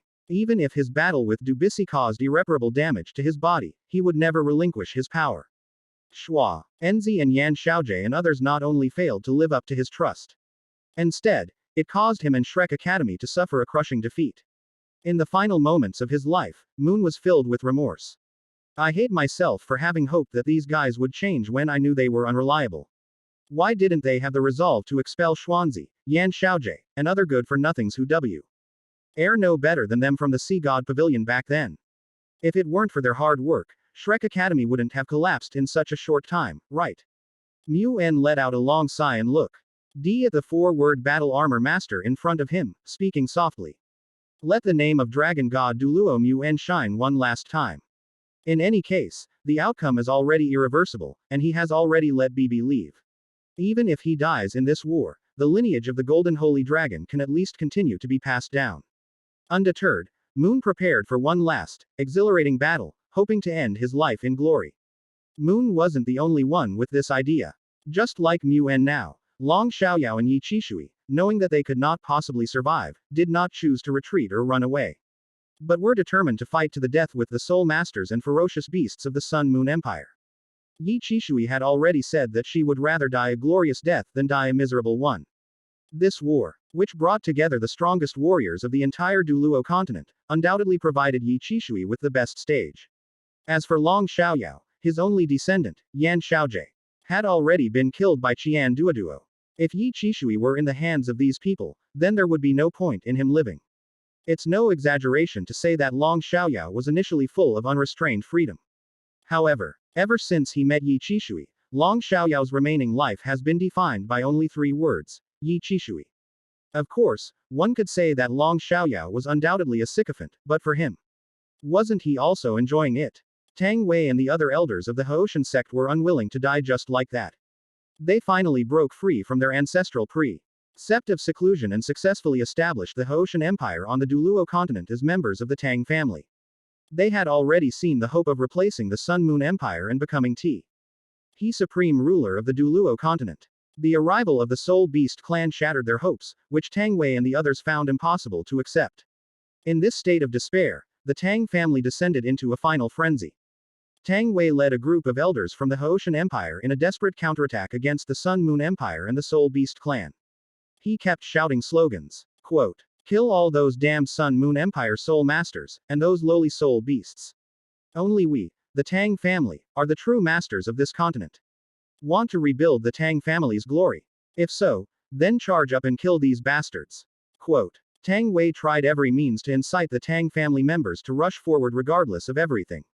Although a large number of people knew that things had developed to this point and there was no way to reverse it, and that their Haoshan sect was doomed to defeat. But there were indeed a few brainless individuals who were successfully instigated by Tang Wei. He grabbed the Haoshan hammer and charged forward recklessly. Unfortunately, their heroic actions had no effect whatsoever against the soul tools of the Sun Moon Empire. Instead, they were exploited and harvested one after another. Watching his familiar juniors die, Tang Wei's eyes remained unmoved, showing no concern whatsoever for their lives. To be precise, in Tang Wei's view at this time, the only role these younger generations played was to use their lives to create a way for him to survive.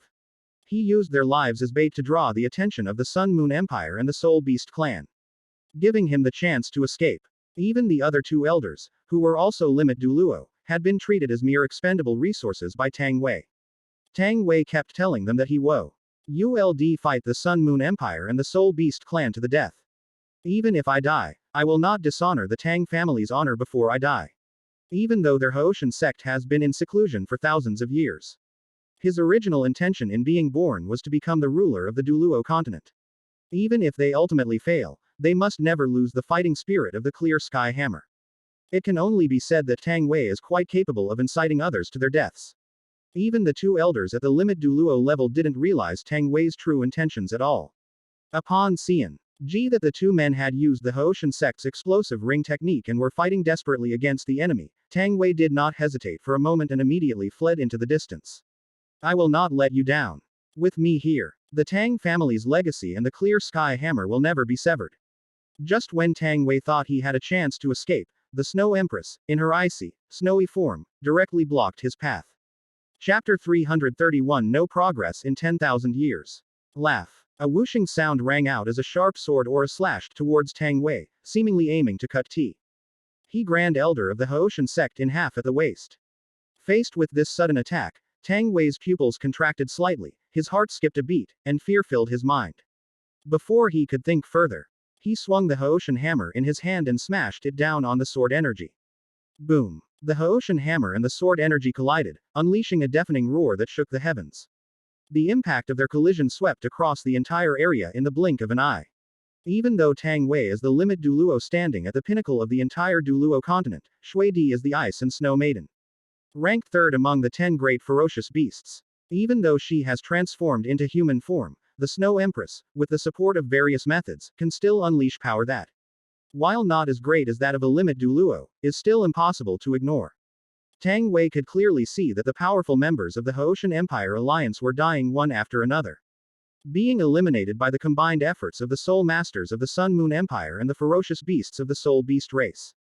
This was his last chance. If he cannot escape from here, then his fate will be the same as everyone else's, becoming a stepping stone for the Sun Moon Empire to unify the entire Douluo continent.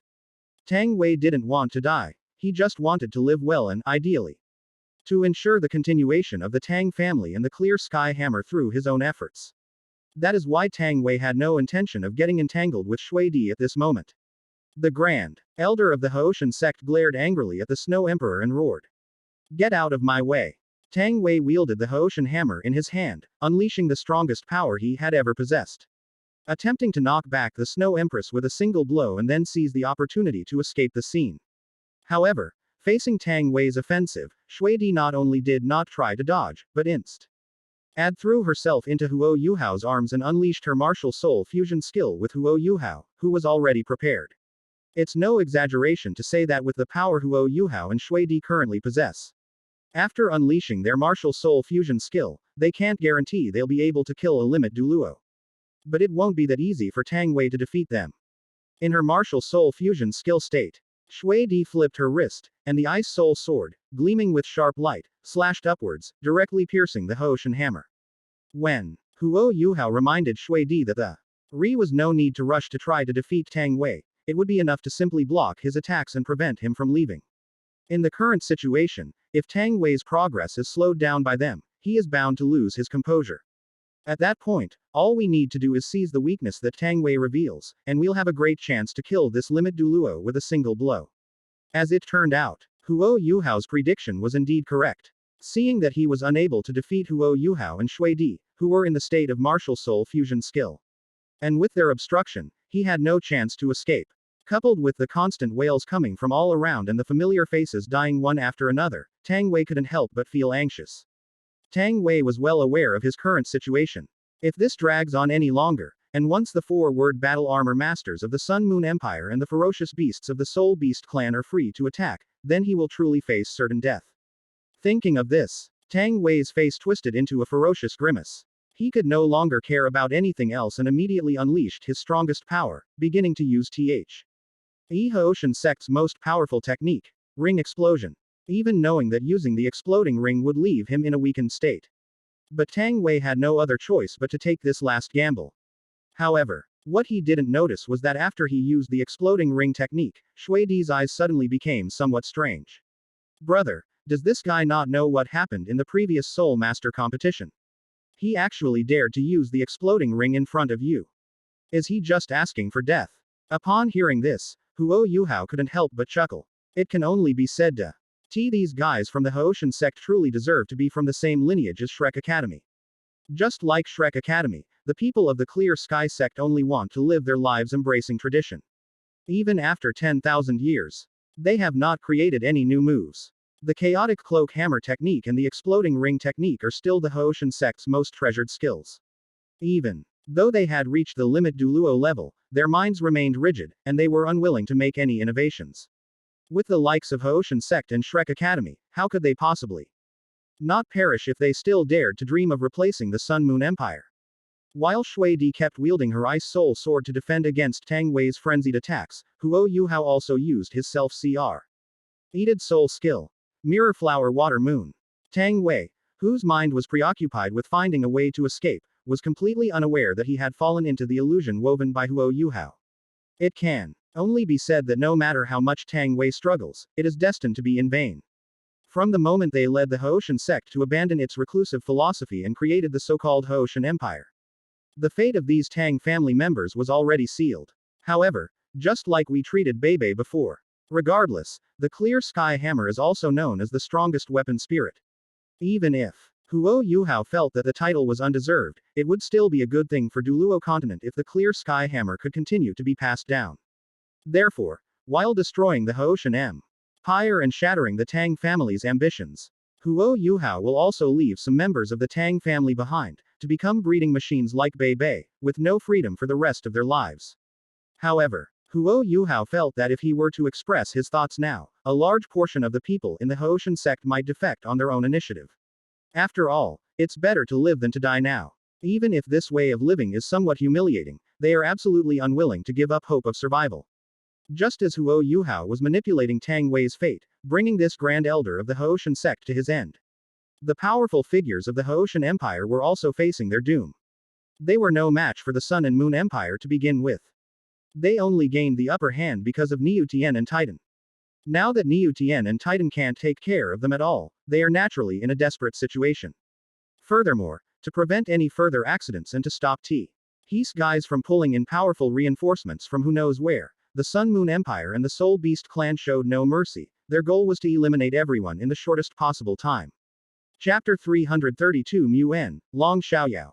Yi Qishui. Death. Even knowing that this was the last dance of their lives. Whether it was Muan, Long Xiaoyao, or Yi Qishui, they had all risked their lives, UNL.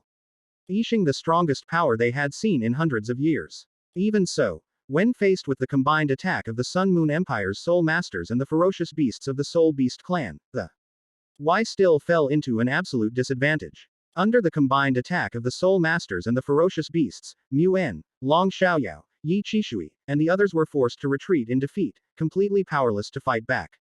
Bang! After being repelled once again, Muan took 2 deep breaths and looked up at the 4-word battle armor master opposite him. So, there really is no hope left. Perhaps Shrek Academy made a mistake from the very beginning. As an academy, Shrek Academy should never have interfered in the grand scheme of Douluo continent. In his final moments, Moon recalled what Shrek Academy had done over the past 10,000 years. If Shrek Academy could just keep a low profile and honestly be a proper academy. Instead of doing what they did, wearing the skin of an academy but doing the same things as a sect, Shrek Academy would never have collapsed like this. Even if the Sun Moon Empire unifies the Douluo continent, it will still allow Shrek Academy to continue to exist. The only one to blame is that the people of Shrek Academy are too ambitious, wanting to meddle in everything. Let alone the Sun Moon Empire, even the original Douluo 3 Kelvins. Kingdoms had long been very dissatisfied with Shrek Academy and wanted to see Shrek Academy disappear forever. Moon has done everything he could. At this point, All Moon, the master of the Sea God Pavilion, could do was perish alongside Shrek Academy. Moreover, compared to the original Douluo 3 Kingdoms, which also included the Holy Spirit cult and the Clear Sky sect, the unification of the Douluo continent by the Sun Moon Empire might actually be a good thing for the vast majority of people. Moon finally let go of his resentment and stopped harboring hostility towards the Sun Moon Empire.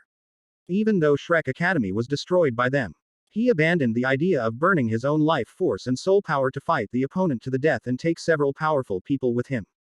Unlike Xuanzi, Yuan did not choose to self-destruct. Instead, he took a deep look in the direction of Shrek Academy and ended his own life.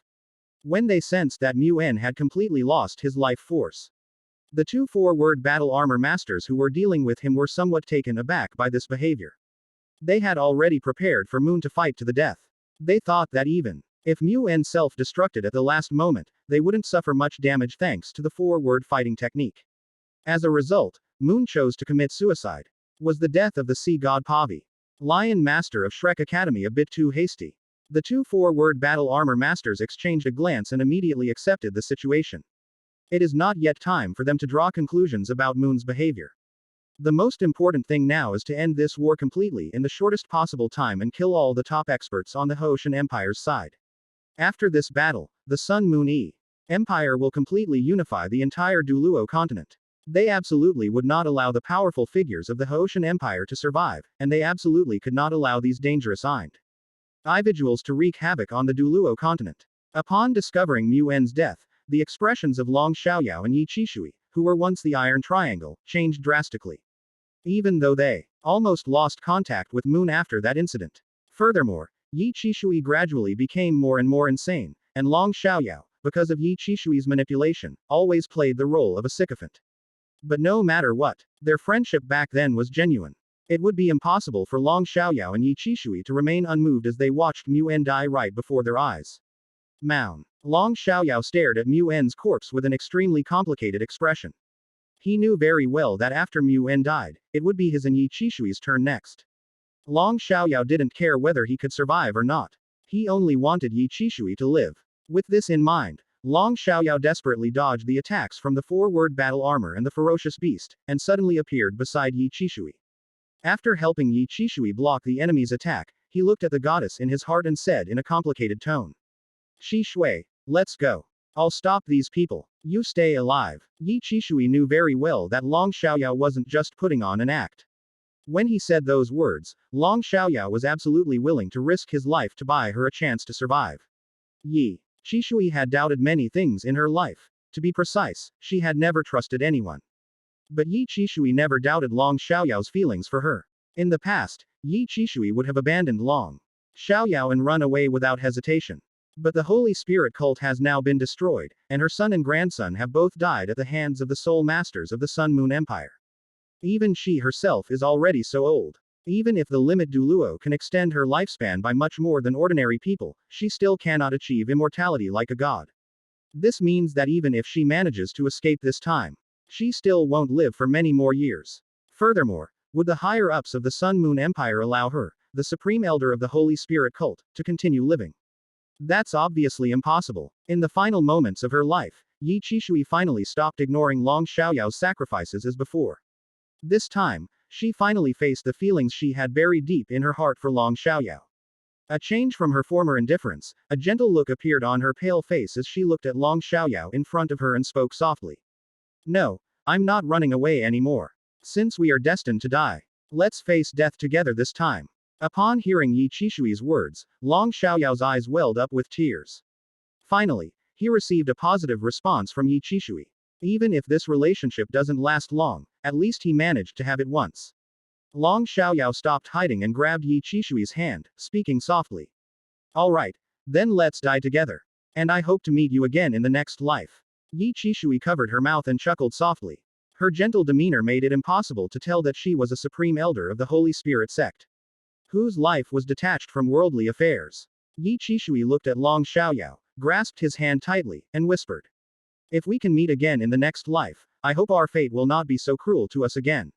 Ignoring the four-word battle armor masters and ferocious beasts around them, Yi Qishui and Long Xiaoyao's soul power began to vibrate after they finished speaking. Unlike Moon's quiet suicide, this complicated relationship between a goddess and her devoted admirer led them to end their lives through self-destruction. Chapter 333 let you off the hook. Not even a little bit. He soul masters of the Sun Moon Empire had no interest in the love-hate relationship between Yuan, Long Xiaoyao, and Yi Qishui. But since Long Xiaoyao and Yi Qishui chose to end their lives by self-destruction, they naturally wouldn't stop them. However, these two guys are at least level 99 limit Douluo, standing at the pinnacle of the Douluo continent. The power generated by their self-destruction would naturally far surpass that of Xuanzi's. Fortunately, the four-word battle armor masters and the ferocious beasts sealed off the area where the two were located as soon as they realized something was wrong.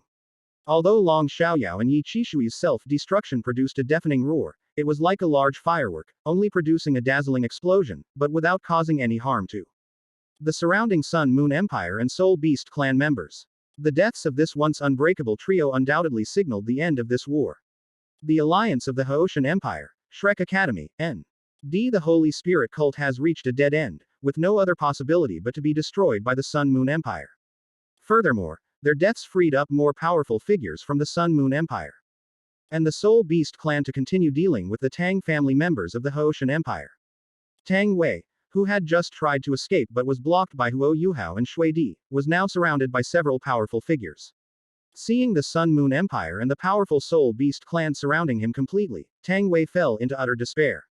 One by one, his companions died, making Tang Wei's mood increasingly heavy. He looked at the powerful figures surrounding him and said in a muffled voice. Can you spare my life?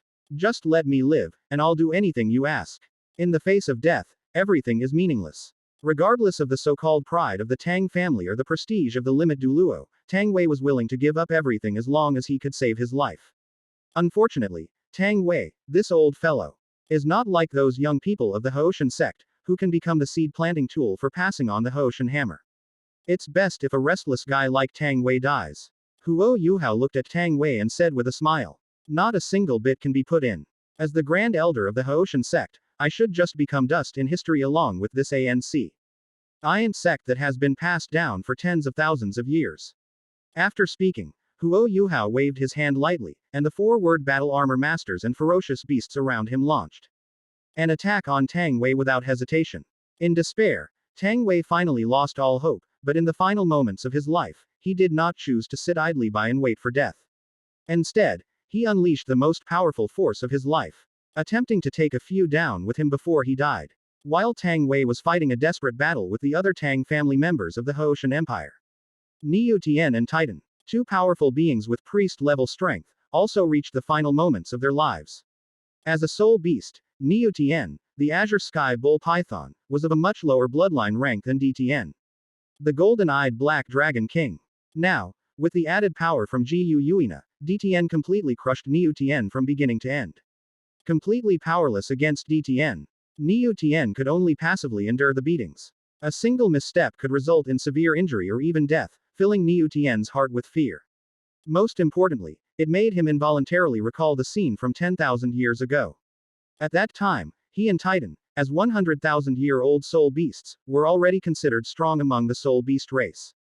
But in the face of those ferocious beasts in the Stardow Great Forest, the two of them could only become gatekeepers. At that time, Niu Tian and Titan secretly vowed that one day they would surpass all the ferocious beasts, stand on their heads, and let them know who was the strongest.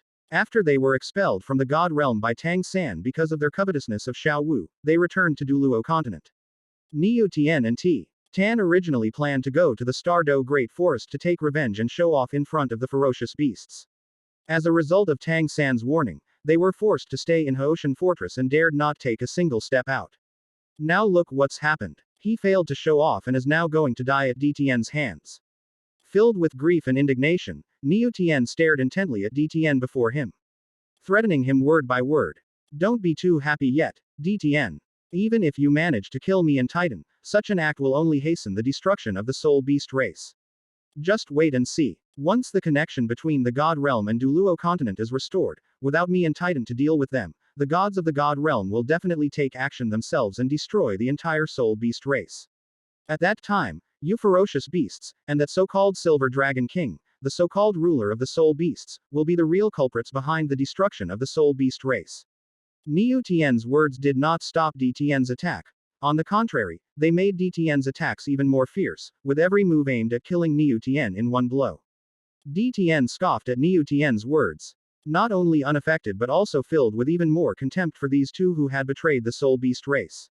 So, you're trying to save the Soul Beast race through a roundabout way. You two pieces of trash, do you even have the right to speak so arrogantly in front of me? Do you even have the right to accuse our master of destroying the Soul Beast race? Didn't you, who were once Soul Beasts, understand that for the Soul Beast race, it's better to die on the road of charging than to live a life of humiliation and shame? As if he had suddenly thought of something, DTN made a gesture of sudden realization and said with a smirk, I almost forgot, you who willingly become Tang Sanzong's lackeys have long since betrayed the style and spirit of the Soul Beast race. DTN showed no mercy to Niu Tian, exposing the true colors of these two with the sharpest words. They kept saying they were thinking of the Soul Beasts, but DTN knew very well that what these two guys were doing was only for their own benefit. What right did these two guys, who have been helping Tang San scheme against the Soul Beast race all along, have to criticize these ferocious beasts who have sacrificed everything to save the Soul Beast race? In DTN's opinion, even Shang Jun, who had been provoking him all along, was better than Niu Tian and Titan. Just as Niu Tian was about to say something, DTN waved his hand and said coldly, stop talking nonsense like that. No matter what you two say, you will both die this time. I know that those guys in the Divine Realm have the means to resurrect you, so please pass on this message to them. Those arrogant and conceited gods will eventually pay the price for their actions. Chapter 334 The Destruction of the Haoshan Empire. The Death of Niu Tian Titan. The fanatical mentality of converts is the most accurate reflection of Niu Tian and Titan. For the two of them, everything they have now after choosing to join Tang San is a gift from him. Even though they have been criticizing Tang San behind his back for thousands of years, saying that he is bad in this way and that way. However, if anyone else were to criticize Tang San, or even look down on them as his backers, the first to stand up in opposition would definitely be Niu Tian and Titan. After all, if Tang San really is a useless person and can't get everything back on track in Douluo continent, wouldn't that prove that his and Titan's actions were wrong? Niu Tian and Titan could not accept this. That is why Niu Tian was extremely angry when DTN belittled Tang San. That ferocious and savage appearance made him seem like Tang San's most loyal lackey. DTN, aren't you overestimating yourself and the Silver Dragon King? Leaving aside the other gods in the God Realm, Tang San alone is enough to annihilate the entire Soul Beast race. Just wait, that day won't be long. Niu Tian's attitude completely enraged DTN. DTN had no more interest in wasting words with him and only wanted to kill this guy who had betrayed the Soul Beast race. On the other side, Yuina was outwardly joining forces with the girl group members to wipe out the remnants of the Haoshan Empire, but in reality, she was keeping a close eye on Niu Tian and Titan's situation. After hearing Niu Tian's words, Yuina felt even more determined to kill him with her own hands. It was precisely because of the overall situation that they did not want any further complications to arise after the alliance between the Sun Moon Empire and the Soul Beast clan was formed. Otherwise, why go through all the trouble of lending power to DTN? Yuina alone could easily destroy this so-called alliance. Given Niu Tian and Titan's attitude towards the Soul Beast race, their deaths were deserved. To prevent Niu Tian and Titan from resorting to desperate measures before their deaths, which could lead to Seryu's casualties for the Sun Moon Empire and the Soul Beast clan, Yuina secretly sealed off the area where the two of them were, so no matter what they did next, it wouldn't affect anyone else. After doing all this, Yuina no longer cared about Niu Tian and Titan, who were already at the end of their lives, and focused on joining forces with the girl group to wipe out the remnants of the Haoshan Empire. Under the combined attack of the Sun Moon Empire's soul masters and ferocious beasts, the powerful figures of the Haoshan Empire are dying at an extremely rapid pace. However, it's worth mentioning that not everyone will fall victim to their ruthless tactics. Some of the members of the Haoshan Empire alliance had their martial spirits destroyed, but their lives were spared. It was obvious that these were targets that Yuhao, Shu Tianren, and others had already set their sights on. The purpose is to make them, like Beibei, become seed-planting machines for passing on powerful martial spirits. If Yuhao and Shu Tianren's plan can be implemented smoothly, perhaps in just a few years, the entire Douluo continent will usher in an ascension. As the saying goes, the rich rely on technology, while the poor rely on mutation. In the Douluo continent during the Douluo II era, this statement is quite consistent with the current situation. Even if a wealthy person's martial soul is of slightly lower quality, they can still pursue the path of a soul master. Although it may be more difficult, at least they still have the hope of becoming a strong person. However, for the poor at the bottom of society, unless their martial soul mutates, no matter how many generations they live, they can only remain ordinary people at the very bottom. It was precisely because of this that Yuhao and Shu Tianren did not want this situation to continue, so they came up with this method to change the status quo. Yuhao wanted to make the overall strength of Douluo continent strong and increase the number of powerful individuals. Shu Tianren, on the other hand, did not want the future Douluo continent to become the territory of nobles. He did not want to see the royal family of the Sun Moon Empire being sidelined by various nobles. Giving ordinary people hope for advancement is also giving the Sun Moon Empire the possibility of continuing to exist. Upon learning that some of them would survive, members of Shrek Academy and the Holy Spirit cult all gave up resistance, hoping to be the one to survive. Even though this hope is very slim for the Holy Spirit Church, they are still unwilling to give up. Even the Tang family of the Haoshan Empire hesitated for only a moment before many of them withdrew their Haoshan Hammer martial souls when faced with this situation. According to the soul masters of the Sun Moon Empire, he squatted down on the ground with his hands covering his head. They also came to a complete understanding of reality, realizing that the Haodian Empire could not replace the Sun and Moon Empire. The only entity truly qualified and powerful enough to unify the entire Douluo continent is probably the Sun Moon Empire. Seeing that his Liar Juniors had all chosen to surrender, Tang Wei and the other two Limit Douluo elders were filled with both anger and panic. They weren't angry about the younger generation's surrender. Instead, they were furious that the Sun and Moon Empire would not accept the surrender of these powerful individuals. It was as if these powerful figures were of no use to the Sun Moon Empire, and they had no intention of letting them go. Under such circumstances, even though Tang Wei and his two companions had tried their best to escape, they were still unable to do so. However, faced with the combined might of the Sun Moon Empire's powerful warriors and the ferocious beasts of the Soul Beast clan, they ultimately met a tragic end. It's worth mentioning that these three guys were originally planning to self-destruct in their final moments. They attempted to inflict final destruction on the Sun and Moon Empire. Unfortunately, their actions were stopped, and they couldn't even self-destruct, becoming souls trapped under the Soul Guide device. The deaths of these three Limit Douluos freed up the energy of even more top-tier powerhouses. This allowed them to join forces to deal with the two last rebels, Niu Tian and Titan. Niu Tian and Titan were already in a precarious situation. Under Gu Yuina's blockade, they were unable to fight back or escape. Now, with so many four-word battle armor masters and ferocious beasts added to the mix, Niu Tian and Titan were both severely injured in just a few breaths. DTN glanced at Gu Yuina without showing any emotion, as if he should ask how to deal with these two. Faced with DTN's question, Gu Yuina did not hesitate at all and directly used her mental power to speak to DTN in his mind. Kill them. Yes, my lord. Since Gu Yuina has spoken, DTN will naturally not show any mercy. Just as DTN was about to deliver the fatal blow, Niu Tian's pupils contracted slightly, as if he wanted to say something. Unfortunately, DTN, who had received instructions from Gu Yuina, didn't give him a chance to speak at all. A sharp light flashed, crimson blood spurted out, and Niu Tian's head was severed from his body. He was dead beyond any doubt. Chapter 335 Unifying the Douluo Continent. Titan, who was being besieged by the Sun Moon Empire's four-word battle armor masters and the ferocious beasts of the Soul Beast clan, suddenly realized that he had lost Niu Tian's aura in his senses. This made Titan instantly realize something was wrong, and he turned his head in a panic to look in the direction where Niu Tian was. However, the scene that came into view made Titan's eyes widen in fury. Titan could clearly see that Niu Tian's head was tumbling in the air, his body spraying crimson blood as he plummeted downwards. Holy crap! Titan roared and tried to rush forward to catch Niu Tian's corpse. However, before he could take 2 steps, he was stopped by a group of powerful figures. No matter how hard Titan tried, he could not break through the encirclement and blockade of these people. It is obvious that after the powerful figures of the Haoshan Empire Alliance and Niu Tian have all died, the next one to be eliminated is Titan. Titan and Niu Tian have been arguing constantly and have disagreements on many things. However, although they are not brothers, their bond is stronger than that of brothers. After tens of thousands of years of friendship, Titan was consumed by rage and completely lost his mind when he saw Niu Tian's head being chopped off by Tian.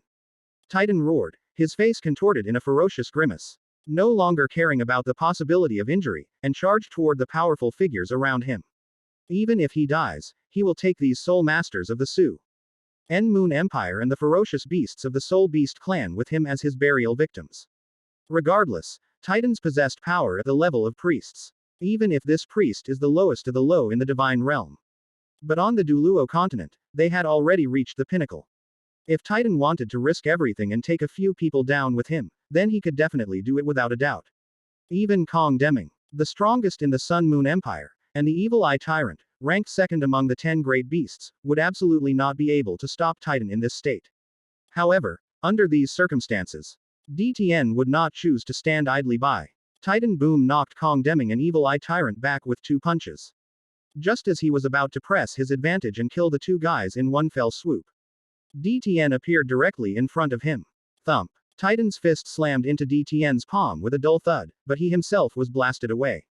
Feeling the terrifying power of Tian that made him tremble, Titan finally understood why Niu Tian was killed by this guy in such a short time. Normally, if Titan encountered a powerful figure like Tian, he would definitely choose to flee immediately. But he knew that there was no hope of survival now. And the Titan, already enraged, was not about to run away. With a roar, it launched a suicidal attack on Tian. Since Titan insisted on courting death, Tian was naturally willing to grant his wish. Even if Titan used all its methods, it would be completely useless against the current subway. After several rounds of fighting, Titan was severely damaged. Without holding back at all, dealing with Titan was a piece of cake for Tian. Although the 4-word battle armor masters and ferocious beasts stood around, eyeing Titan warily, guarding against his sudden escape, they also knew that Titan had no chance of escaping in front of Tian. And that was indeed the case. It didn't take long for Tian to bring Titan to the brink of death, leaving it with only its last breath. This time, Tian did not kill him directly, but turned to look at Kong Deming on the other side and asked him, "What do you want to do with this guy?" Hearing this, Conde was clearly very surprised. Did he really need to ask for their opinion on such a matter? So, it seems the Soul Beast race truly considers their Sun Moon Empire as an ally. Kong Deming, Jing Hongchen, Yi Yulin, and the others exchanged glances and quickly spoke. "Just kill him." Tian nodded knowingly, extended his hand in a gesture of invitation, and said with a smile, "Then you can do it yourselves. After all, this guy has caused your Sun Moon Empire quite a bit of trouble." Kong Deming did not refuse. Just as Tian said, during this period of time, with the help of Niu Tian and Titan, the alliance of the Haoshan Empire has caused great trouble for the Sun Moon Empire. It is no exaggeration to say that the red of the high-ranking officials of the Sun Moon Empire towards Niu Tian and Titan is greater than that of Muan, Long Xiaoyao, Yi Qishui, and Tang Wei combined. Kong Deming stared at the Titan beneath his feet, took a deep breath, and then swiftly brought down his blade, taking the man's head. Thus, the war for unification on the Douluo continent finally came to an end. Even though Shrek Academy, the Holy Spirit cult, and the Haoshan Empire have used various methods, they still cannot resist the trend of unification in the face of the Sun and Moon Empire. After looking around, Kong Deming said in a deep voice, "Except for a few unforgivable people who will be executed directly, the others will be spared according to the plan set up by the Emperor and Huo Yuhao, so that they can pass on their martial spirits." After receiving Kong Deming's instructions, the Soul Masters of the Sun Moon Empire finally knew what to do. In order to reduce unnecessary trouble, Tian also ordered the Soul Beast clan to stop their attack. Tian was well aware that these Soul Beasts treated humans equally and all loathed them. It was only by relying on the prestige of his beast god Emperor T. Hat he was able to suppress them and make the soul beasts form an alliance with the Sun and Moon Empire. The time to reap the rewards is fast approaching, and any further turmoil at this crucial moment would be detrimental to both the Sun Moon Empire and the Soul Beast clan. DTN's actions were unanimously praised by the high-ranking officials of the Sun Moon Empire. It could only be said at having the Soul Beast race as an ally of their Sun Moon Empire is truly the best thing ever. Just by looking at the alliance between the Haoshan Empire, the Holy Spirit Cult, and Shrek Academy, he can see what the consequences would be if they turned against each other. Fortunately, there are some intelligent ones among the Soul Beast race, unlike those fools in the Haoshan Empire who squandered their great advantages. Everything has been settled. All that's left is to build up the Douluo continent and let everything proceed as planned. Furthermore, they cannot slack off. They must in even harder than before to improve their strength. Otherwise, if the connection between the God Realm and Douluo continent were to be restored one day, things would really get very serious. Of course, besides these things, Yuhao also did not forget the promise he made to the Soul Beast clan. After the Sun Moon Empire successfully unified the entire Douluo continent, he also began to work on changing the way humans and soul beasts coexisted. Chapter 336 Xiao Wu reappears, Tang San's killing intent. While Yuhao was busy changing the situation on Douluo continent and trying to find a way for humans to coexist peacefully with the soul beast race, the God Realm was once again plunged into turmoil. To be precise, the turmoil only occurred within Tang San's small circle. When Tang San realized that Niu Tian and Titan had died just like Tang Hao before them, he didn't hesitate for a moment and immediately went to Oscar and Ning Rongrong, wanting to revive them. Tang Hao, who had been in a deep sleep, died at Gu Yuina's hands after being awakened. This also meant that, apart from knowing that Yin was enslaved by Yuhao, he was completely unaware of the changes that had occurred on the Douluo continent. But Niu Tian and Titan are different. As long as they continue to protect the Haoshan sect as Tang San instructed. Furthermore, if they could help him realize his grand plan of 10,000 years and establish a connection between Wang Donger and the Chosen One, then they would definitely be well informed about what was happening on the Douluo continent. In the past, if Niu Tian and Titan had died, Tang San would never have helped them revive. Tang San was well aware of the two guys' little schemes about their wives. They even dared to covet his wife, the wife of the God King. If Niu Tian and Titan weren't still useful, Tang San would probably have already plotted against them and killed them. The war between the Sun Moon Empire and the Hao an Empire alliance lasted for a long time. However, this so-called long period of time is only based on the Douluo continent. In the realm of gods, it wouldn't even last a day. After all, one day in the god realm is equivalent to 1 year on the Douluo continent. It was precisely because of this that Dai Mubai, Zhu Zuqing, and Ma Hongjun, before they had even left Oscar and Ning Rongrong's residence, saw Tang San return and come here again. Tang San's behavior left everyone puzzled and curious about what had happened to cause such a reaction from Tang San, who was usually so composed. However, seeing Tang San's extremely dark face, everyone wisely refrained from asking any questions. Even Oscar and Ning Rongrong didn't say much. They simply followed Tang San's instructions and began reviving Niu Tian and Titan. Xiao Wu gripped Tang San's arm with a worried expression, her eyes fixed on Niu Tian and Titan, who were being gradually resurrected. Xiao Wu is now eager to know what exactly happened on the Douluo continent. Why did Niu Tian and Titan suddenly die for no apparent reason? Where is her little Qi? Even the two priests, Niu Tian and Titan, died tragically, and Tang Hao died even before them. Did Shaoqi also encounter some danger? What exactly happened on Douluo continent that they don't know about? Xiao Wu's reaction led Tang San to mistakenly believe he was feeling sorry for Niu Tian and Titan, and was grieving for their deaths. This misunderstanding made Tang San's face even more gloomy, and his chest was filled with murderous intent. In Tang Shenhuang's heart, Niu Tian and Titan had already been sentenced to death. He absolutely would not allow these two people who could affect Xiao Wu's feelings to continue living. Once this matter is settled, Niu Tian and Titan won't even qualify to be demoted to Douluo continent this time. They must be plotted against and killed. If this is just Tang San's initial idea, the first reaction of Niu Tian and Titan after they were resurrected only strengthened Tang San's determination to kill them. After Niu Tian and Titan realized that they had been resurrected to the God realm, they immediately noticed Xiao Wu standing to the side with a worried look on her face. Without even noticing Tang San's expression, Titan suddenly jumped up and shouted. Sister Xiaowu. I'm so glad to see you again, Sister Xiaowu. Niu Tian's face was also filled with excitement, but just as he was about to say something, he suddenly noticed Tang San standing next to Xiaowu. Tang San's face was so dark that it was hard to look at. And his eyes were filled with boundless killing intent. This situation made Niu Tian realize instantly that doing this in front of Tang San, that petty guy, was no different from courting death. Niu Tian's heart tightened, and he grabbed Titan's arm, saying in a deep voice. Titan, is it really necessary to get so worked up? Titan was unaware of what had happened. Both of them longed for Xiaowu and wanted to see her every day on Douluo continent. Now that his dream has finally come true, why is Niu Tian reacting like this? Of course it's necessary. Have you forgotten? We both are. Titan's words were cut short before he could finish speaking. Under Niu Tian's prompting gaze, he finally realized that something was wrong. Tang San was filled with rage and killing intent. As if he wished he could kill them all right now. This startled Titan, who quickly lowered his head, no longer daring to look at Xiaowu.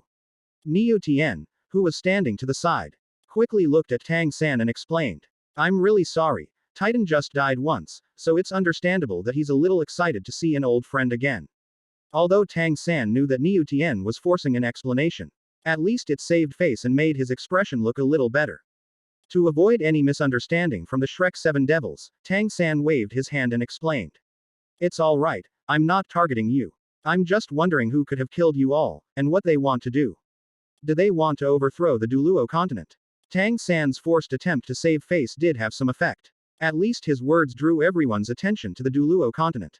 Not only Tang San, but also Dai Mubai, Oscar, Ma Hongjun, and others were very curious about this. Huff they had no idea what Tang San was secretly plotting. But this guy arranged for Tang Hao, A Yin, Niu Tian, and Titan to all be placed on the Douluo continent. Clearly, there is a very important plan. Unfortunately, his plan fell through. First Tang Hao died, and now even Niu Tian and Titan have died once.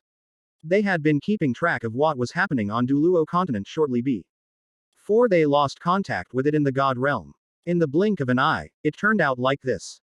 It seems the situation in Douluo continent is not optimistic. After hearing Tang San's words, Niu Tian and Titan exchanged a glance and immediately looked troubled. Don't be fooled by their loud pronouncements on Douluo continent, constantly claiming that the God realm won't let the Sun Moon Empire and the Soul Beast clan off the hook. But now, when facing Tang San, they really didn't know how to explain it. However, seeing that Tang San was getting more and more impatient, Niu Tian and Titan dared not waste any more time and hurriedly began to describe in detail all the things that had happened on the Douluo continent. Now that they've returned to the God realm, let Tang San handle the matters on Douluo continent. Chapter 337. Tang and his two companions were dumbfounded. What the hell was going on? Shrek Academy is gone. The original Douluo three kingdoms have all been destroyed. The Sun Moon Empire unified the entire Douluo continent. What the hell is going on here? Quote. Listening to Niu Tian and Titan's stories, everyone present was dumbfounded and looked like they were questioning their own existence. Even Tang San is no exception. Even after learning that Tang Hao died at the hands of Jiu Yuina, he felt that something very serious must have happened on the Douluo continent. But Tang San never expected things to turn out this way. Even though Tang San had already made some deductions in secret after losing contact with Douluo continent in the God realm. No matter how he deduces. With Shrek Academy and the clear sky sect around, the situation on Douluo continent will absolutely not get out of control. But how much time has passed? Why did it turn out like this? It's one thing that the chosen one named Yuhao didn't join the Tang sect as planned and become a member of Shrek Academy. But why did he suddenly go to the Sun and Moon Empire? Moreover, even with the addition of Yuhao, the chosen one, the Sun Moon Empire shouldn't have developed to this extent in just a few years, right? The Sun Moon Empire accomplished something even the Spirit Hall couldn't do 10,000 years ago. What should we do now? When will the connection between the God realm and Douluo continent be restored? Tang San's fists clenched silently, wishing he could rush into Douluo continent right now and get everything back on track. The only correct approach is to let the situation in Douluo continent develop according to his plan. Besides, even if Douluo continent becomes better, it is still absolutely wrong. While Tang San and Dai Mubai were having different thoughts, Xiaowu looked at Niu Tian and asked urgently. Where is Xiaoqi? Where is Xiaoqi? Has she encountered any danger? How is Xiaoqi doing now? Why is there no mention of Xiaoqi in any of these things you've mentioned? Xiao Wu was in a hurry. She listened intently to Niu Tian and Titan's story from the very beginning. She just wanted to know how her daughter was doing. As a result, even after they recounted everything that had happened on Douluo continent over the years, they never heard Tang Wudong's name mentioned even once. This situation made Xiao Wu think that Tang Wudong might have encountered some misfortune. Xiao Wu's anxious and flustered appearance made Niu Tian and Titan feel a little sorry for her. Tang San hadn't reacted yet, but the two of them seemed to care about Xiao Wu even more than he did. It can only be said that the licking beast is indeed a licking beast. Even after dying once, it has not changed in the slightest in this respect. In fact, during the story just now, Niu Tian and Titan had subtly mentioned her daughter. However, because the name Wang Donger was used, Xiao Wu, who was unaware of the truth, thought that something bad had happened to her daughter. But Tang San is different. The reason Wang Donger appeared was entirely due to Tang San's actions, so he was naturally well aware of these matters. Tang San quickly looked at Xiao Wu and comforted her. Don't worry, Xiao Wu, Xiaoqi will definitely be alright. Xiao Wu broke free from Tang San's grasp and cried out in heartbreak. How could nothing be wrong? Whether it's Shrek Academy, the Clear Sky Sect, or the original Douluo Three Kingdoms, they have all been destroyed by the Sun Moon Empire. As the young sect leader of the Haoshan sect, what will become of Xiaoqi under these circumstances? As a former soul beast, Xiao Wu was very familiar with the law of the jungle. Since the Haoshan sect has been destroyed by the Sun Moon Empire, Tang Wudong, as the young sect leader, will become their spoils of war. With her stunning beauty and formidable talent, Tang Wudong might be forced to become a breeding machine. Just imagining that scene made Xiao Wu feel so terrified and heartbroken that she couldn't breathe. Xiao Wu's body trembled slightly as she grabbed Tang San's arms, 2 lines of tears sliding down her cheeks as she sobbed softly. Third brother, save Xiaoqi. We must find a way to get to Douluo continent. We absolutely cannot let Xiaoqi fall into the hands of those guys from the Sun Moon Empire. Tang San knew why Xiao Wu reacted this way. If he hadn't known the truth, and that Wang Donger was doing very well in the Sun Moon Empire, even Tang San would probably have had such suspicions and worries. But now, even though he knows the truth, he can't tell Xiao Wu. Even though he wanted to comfort Xiao Wu, the words he uttered sounded so pale and powerless that they had no effect whatsoever. This gave Tang San a huge headache, and he had absolutely no idea what to do. After all, he couldn't very well tell Xiao Wu the truth. That he had split Tang Wudong's soul into 3 parts a long time ago and created Wang Donger as a substitute, could he? Tang San couldn't guarantee how Xiao Wu would react after he revealed the truth. He simply didn't dare gamble on how important Tang Wudong was to Xiao Wu. Fortunately, Tang Hao, who knew the truth, noticed his son's dilemma and quickly looked at Niu Tian and Titan to change the subject. What's the deal with the Soul Beast race? Why are they mingling with the Sun Moon Empire? Upon hearing this, Tang San grasped at a straw and quickly inquired as well. That's right. What exactly happened? Niu Tian sighed inwardly as he looked at the sorrowful Xiao Wu. He truly couldn't bear to see Xiao Wu so heartbroken, because it would break his heart more than anyone else's. If it weren't for Tang San's sake, Niu Tian would probably have already revealed the whole truth and exposed Tang San's true colors. If they had known this would happen, they shouldn't have agreed to let Xiao Wu leave the Stardow Great Forest and go to the human world 10,000 years ago. In that case, Xiao Wu wouldn't have met Tang San, that hypocrite, and been deceived and used by him. But what could he do now that things had come to this? Helpless, Niu Tian could only watch as Tang San explained to Tang Hao. The Silver Dragon King has placed the future of the Soul Beast race on Yuhao's shoulders, hoping that this chosen one can change the fate of the Soul Beast race. Therefore, even though the Silver Dragon King knew that Tang San was behind us, he did things without any scruples. They even schemed against us, using us to form an alliance between the Sun Moon Empire and the Soul Beast clan. Although I don't know what their next plans are, I think they've already started implementing them at this point. Niu Tian couldn't quite describe his current mood. They wanted to see the Soul Beast race change its fate, but they didn't want to see that kind of thing happen. Because if the Soul Beast race truly changes its fate, then what are he and Titan? 2 idiots who played the role of clowns from beginning to end. Chapter 338 Yuhao has already seeked his own death. Niu Tian's mood had no effect on Tang San's thoughts. To be precise, Niu Tian and Titan's only role now is to recount what has happened on the Douluo continent. After doing all this, Tang San just wanted these two useless idiots to die as soon as possible. However, despite his thoughts, Tang San would never actually do it himself. Tang San looked at Dai Mubai, Oscar, Ma Hongjun, and the others and said in a deep voice. Everyone, things on Douluo continent have exceeded my expectations. I need to find a way to restore the connection between the God Realm and Douluo continent as soon as possible. At that time, I may need everyone's help to get the situation on track in Douluo continent. Upon hearing this, the Shrek 7 devils exchanged glances and nodded. No problem, that's how it should be. Tang San was very satisfied with their answer and left with Xiao Wu, Niu Tian, Titan, and the others. If I hadn't paid much attention to it before. If Tang San even thinks that losing contact between the God Realm and Douluo continent is a good thing for his long-term plan, then he really can't sit still now. He absolutely cannot stand by and watch the situation spiral out of control. He had his eye on Douluo continent for a long time, and he was determined to make it the Tang family's backyard. That so-called Hosen one named Huo Yuhao actually dared to accept the guidance of the Douluo continent's plain will and rebel against him, the God King. He was practically courting death. Just wait until he restores the connection between the God Realm and Douluo continent. We must arrive in Douluo continent as soon as possible, so that Huo Yuhao and Jiu Yuina can know what the consequences will be for disobeying Tang San's will. Does this so-called chosen one really think he can contend with the God King of the God Realm?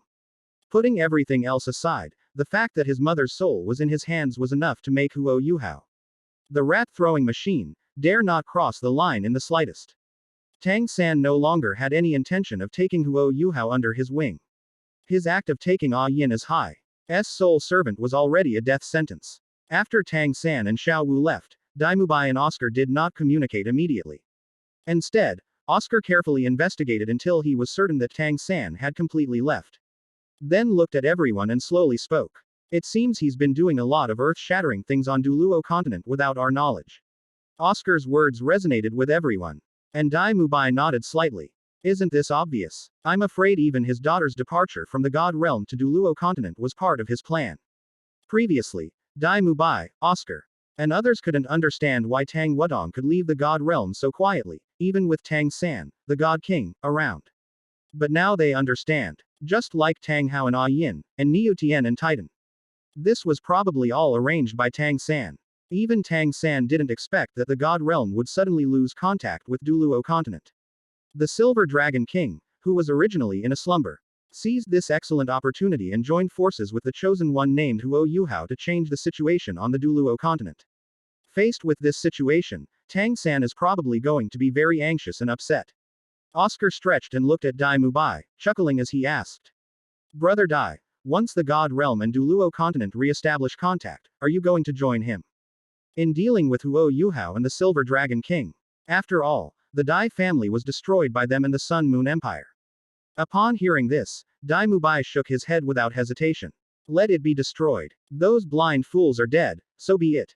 It's no big deal. Don't forget, even if Huo Yuhao's surname is Huo, he is still a descendant of the Dai family. Dai Mubai didn't care what the Dai family on Douluo continent lived or died. Thousands of years ago, when the Dai family lost the throne of the Star Luo Empire, Dai Mubai was fully aware of it, but he had no intention of interfering. For him, now that he has arrived in the God Realm, he should abide by the rules of the God Realm and no longer interfere with the development of Douluo continent. In this respect, Dai Mubai and Tang San are quite different. However, Oscar and Ma Hongjun were also well aware that Dai Mubai did not have much of a reaction after hearing that the Dai family had been wiped out. Ultimately, it was because the people who destroyed the Dai family were their descendants. Given the Dai family's actions, it's only natural that Huo Yuhao wants revenge. On the contrary, if Huo Yuhao does not take revenge in the end, but lets the Dai family go lightly, then they will look down on him. As for Shrek Academy, was it also destroyed by Huo Yuhao? Shrek Academy is Shrek Academy. What does it have to do with gods who have already ascended to the realm of gods? However, if Tang San were to clash with Huo Yuhao and Tang San needed their help, they probably wouldn't be able to refuse. Huo Yuhao's various actions in Douluo continent clearly provided them with the best excuse to be opportunistic and waver between two sides. Whether or not they helped Tang San deal with Huo Yuhao, there is a reasonable explanation. The only one to be wary of is probably the god of destruction, one of the 5 great god kings. Oscar's eyes flickered, and he looked at Dai Mubai and Ma Hongjun, speaking in a low voice. If Destruction knew about his behavior, he would probably strip him of his position on the Divine Council. It's not impossible that we could even bring him to trial. Even though Oscar didn't call him by his name. Dai Mubai and Ma Hongjun knew very well that he was referring to Tang San. It is important to know that there have always been rules in the realm of gods. No. God is allowed to interfere in matters concerning the mortal realm. Even the 5 most revered god kings must not break this rule. Not to mention that Destruction has always disliked Tang San and has made things difficult for him many times. If Destruction were to find out what Tang San had done, it probably wouldn't even be Huo Yuhao and Jiu Yuina's turn. Destruction would be the first to stand up and deal with Tang San. That is precisely why, if they choose to stand with Tang San and are discovered by the Destruction, they will definitely suffer. Dai Mubai pinched his brow, looking a bit of a headache, and shook his head helplessly. Let's talk about it later. Judging from the way it was destroyed before, it won't be so simple to restore the connection between the God realm and Douluo continent. Even if that day really comes, it may still take some time before we can achieve it. Who can guarantee what it will be like then? Chapter 339 Re-establishing Contact. War begins with Tang San. Without Shrek Academy, the Holy Spirit cult, and the obstruction of the Haoshan Empire. Furthermore, the connection between the God realm and Douluo continent has never been restored. No matter how much Tang San wanted to correct everything, he was unable to interfere in any affairs of the Douluo continent. Under such circumstances, the Sun Moon Empire, which had unified the entire Douluo continent, continued to flourish. Huo Yuhao also kept his promise. Ever since the war with the Haoshan Empire ended, Huo Yuhao began to work on changing the way humans and soul beasts interact. The Sun Moon Empire was able to emerge victorious entirely thanks to the help of the soul beast race. This also made the people of the Sun Moon Empire less resistant and hostile towards soul beasts than before. With the addition of the hero Huo Yuhao and the joint order from Emperor Shu Tianren, the Sun Moon Empire's view of the soul beast race gradually changed. When Huo Yuhao's strength reached a certain level, he even joined forces with Jiu Yuina to create a contract. This contract allows humans and spirit beasts to become partners after signing it. Soul beasts will not lose their physical bodies, instead, they can reside in the human sea of consciousness. When humans need the help of their soul beast partners, they can actively summon them. The emergence of this sea on track means that when human soul masters reach a bottleneck, they no longer need to hunt soul beasts and obtain soul rings to continue improving their strength. Even soul beasts can grow rapidly with the help of this contract. Over the years, traditional soul masters have gradually been forgotten. This new type of trainer has gained everyone's approval. There is no longer any need for Huo Yuhao and Shu Tianren to strictly prohibit the killing of soul beasts. The vast majority of trainers have spontaneously begun to resist the killing of spirit beasts. After all, compared to the previous model, the current way of trainers becoming partners with spirit beasts is obviously more appealing to them. Although it will take a long time for this model to be accepted by all humans and soul beasts. However, everyone is very clear that if things continue to develop in this way, it will probably not be long before this way of trainers fighting side by side with spirit beasts becomes the real mainstream. While doing this, Huo Yuhao did not slack off on improving his own strength. Even after 10 years, the connection between the God realm and Douluo continent has not been restored. However, several years ago, Huo Yuhao successfully created his own godhood by virtue of his talent, the favor of the Douluo continent's plain will, and the rewards he received from the diary. The moment Huo Yuhao successfully became a god, Jiu Yuina clearly realized that the god of destiny that Huo Yuhao created was at least a first-level god. If the spear he forged with Junning could reach the level of a god king, then it would be only natural for Huo Yuhao to become a god king. Of course, 10 years have passed, and Huo Yuhao is clearly not the only one who has become a god. With Huo Yuhao's help and the diary, all the members of the girl group have advanced to the god realm. Although the weakest is only a third-level god, a god is a god, and there is a fundamental difference between them and ordinary soul masters. It's worth mentioning that the semi-dead plane that Huo Yuhao obtained from the diary a long time ago has become the base camp for Huo Yuhao and the girl group. Furthermore, Huo Yuhao completely transformed this semi-dead plane, making it indistinguishable from the real world except for the absence of other life forms. It is this plane that supports Huo Yuhao and He girl group in possessing such immense divine power. Once everything on Douluo continent was arranged and there were no more concerns, Huo Yuhao no longer planned to wait. Instead, he prepared to take the initiative to restore the connection between the God Realm and Douluo continent. Although the Sun Moon Empire is currently developing steadily and improving, there are still some hidden dangers. After the Haoshan Empire, Shrek Academy, and the Holy Spirit cult, all these hostile forces were destroyed. The Sun Moon Empire had no rivals left on the Douluo continent. While this would allow the Sun Moon Empire to develop without any obstacles, if this continued for too long, some people in the Sun Moon Empire would become complacent and lazy, becoming parasites, which could potentially lead to unrest. Only by removing the limitations of Douluo continent, broadening these people's horizons, and letting them know that there are other worlds outside of Douluo continent, can such thoughts be completely dispelled. Furthermore, Yuhao was well aware that Tang San had been keeping a close eye on Douluo continent. Yuhao and Tang San cannot coexist, one of them is destined to die. Since that's the case, there's no need to hesitate any longer, we should just lift the restrictions and deal with Tang San directly. As for how the other gods in the divine realm will view Yuhao, Yuina, and others, this will determine how Yuhao will treat the god realm. The girl group members naturally had no objections to Yuhao's decision to restore the connection between Douluo continent and the god realm.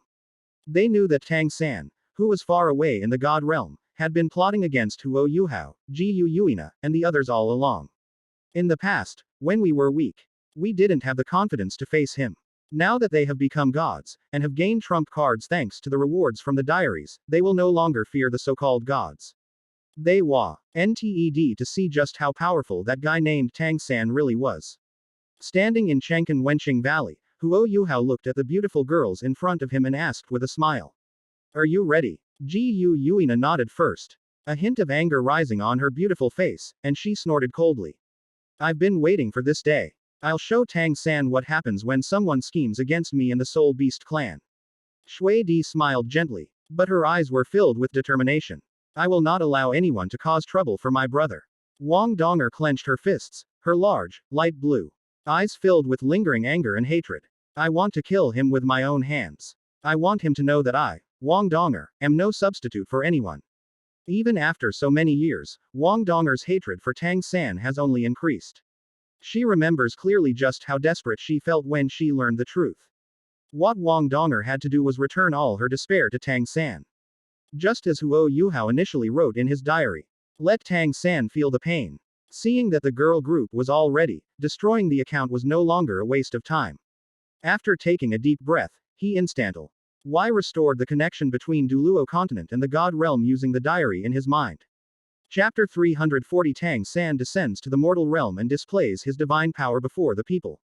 The moment the connection between the god realm and Douluo continent was restored, Tang San, in the central hub of the god realm, suddenly stood up, his eyes instantly becoming incredibly bright. It's back to normal. Finally, I can sense the Douluo continent again. Upon realizing this, Tang San immediately wanted to descend to the mortal realm and go to Douluo continent to kill Yuhao, the Chosen One, and Yuina, the Silver Dragon King. But he realized that he wasn't the only one paying attention to Douluo continent. They have always been determined to destroy him and have been paying close attention to the situation in Douluo continent. If he were to unleash his full power on the Douluo continent without holding back, it would likely attract the attention of the Destruction Realm.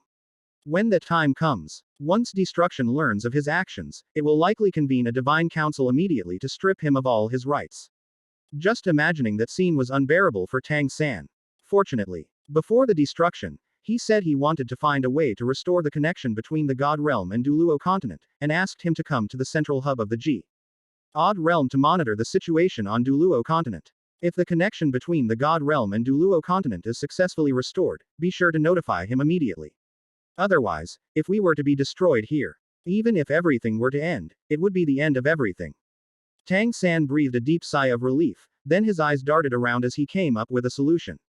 Without hesitation, Tang San blocked out the situation in the God Realm's central hub, making it appear as if the God Realm and Douluo continent had not yet re-established contact.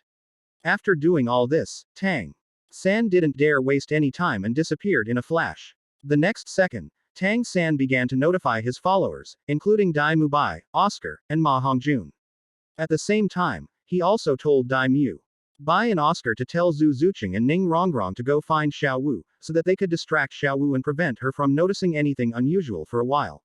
After all, Tang San had already learned about Wang Donger's situation from Niu Tian and Titan. If Xiao Wu were to meet Wang Donger before he had dealt with the situation, things would really go terribly wrong. Although he could and use the power of the god of Asura if he didn't let Xiao Wu get involved, dealing with a mere so-called chosen one of destiny would at most require adding a severely injured silver dragon king to the mix. With his power as the sea god, plus the gods under his command, it would be a piece of cake for him. Dai Mubai and Oscar were surprised to receive Tang San's message, but they still had to follow Tang San's instructions to meet up with him and send their wives to find Xiao Wu. Dai Mubai, Oscar, and Ma Hongjun were fully aware of their situation. Over the years, they have been Tang San's staunch supporters in the god realm. And everyone knows about their relationship. It is no exaggeration to say that their status is completely tied to Tang San. If they weren't backed by Tang San, they would only be second-level gods. How could they have such a high status in the god realm? It is said that one is obligated to those who pay the bills. They've benefited so much from Tang San, and now that Tang San needs their help, they certainly can't stand idly by. Besides, even if they had learned about the situation on Douluo continent from Niu Tian and Titan beforehand. But they really didn't take Huo Yuhao, or the Silver Dragon King who was seriously injured, seriously. They even thought Tang San was too cautious to deal with just a few people and soul beasts from Douluo continent.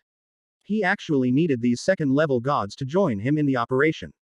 Although they couldn't help but complain inwardly, since Tang San had already given the order, they had no choice but to follow his instructions. However, when they arrived at Tang San's location, they were still somewhat surprised to see that Tang San's subordinates had come out in full force. Dai Mubai raised an eyebrow and asked with a light laugh. Is it really necessary to be so serious? He's just a junior and a seriously injured Silver Dragon King. Is it really necessary to mobilize so many people? Then Oscar and Ma Hongjun agreed with Dai Mubai's words, feeling that Tang San was making a fuss over nothing this time. When asked by them, Tang San shook his head and offered no explanation. His trip to Douluo continent this time was not just to deal with Huo Yuhao and Gu Yuina. Most importantly, he must find a way to make Douluo continent the way he wants it to be. Instead of letting the Sun Moon Empire unify the Douluo continent as it is now, Tang San could clearly feel that the amount of faith power he could obtain was now negligible compared to before.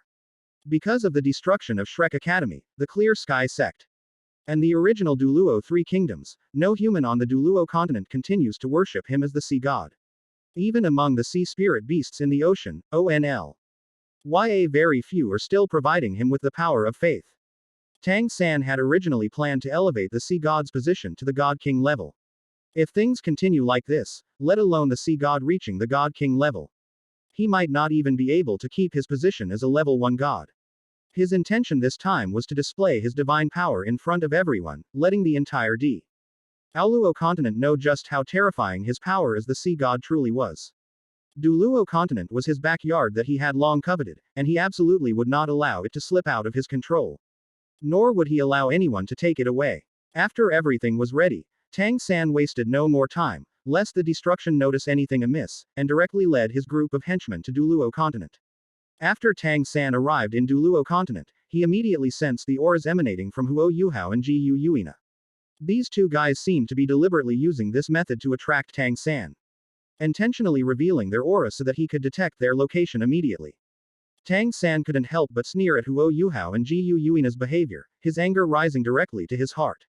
You ignorant fools! Since you insist on courting death, I won't mind granting your wish.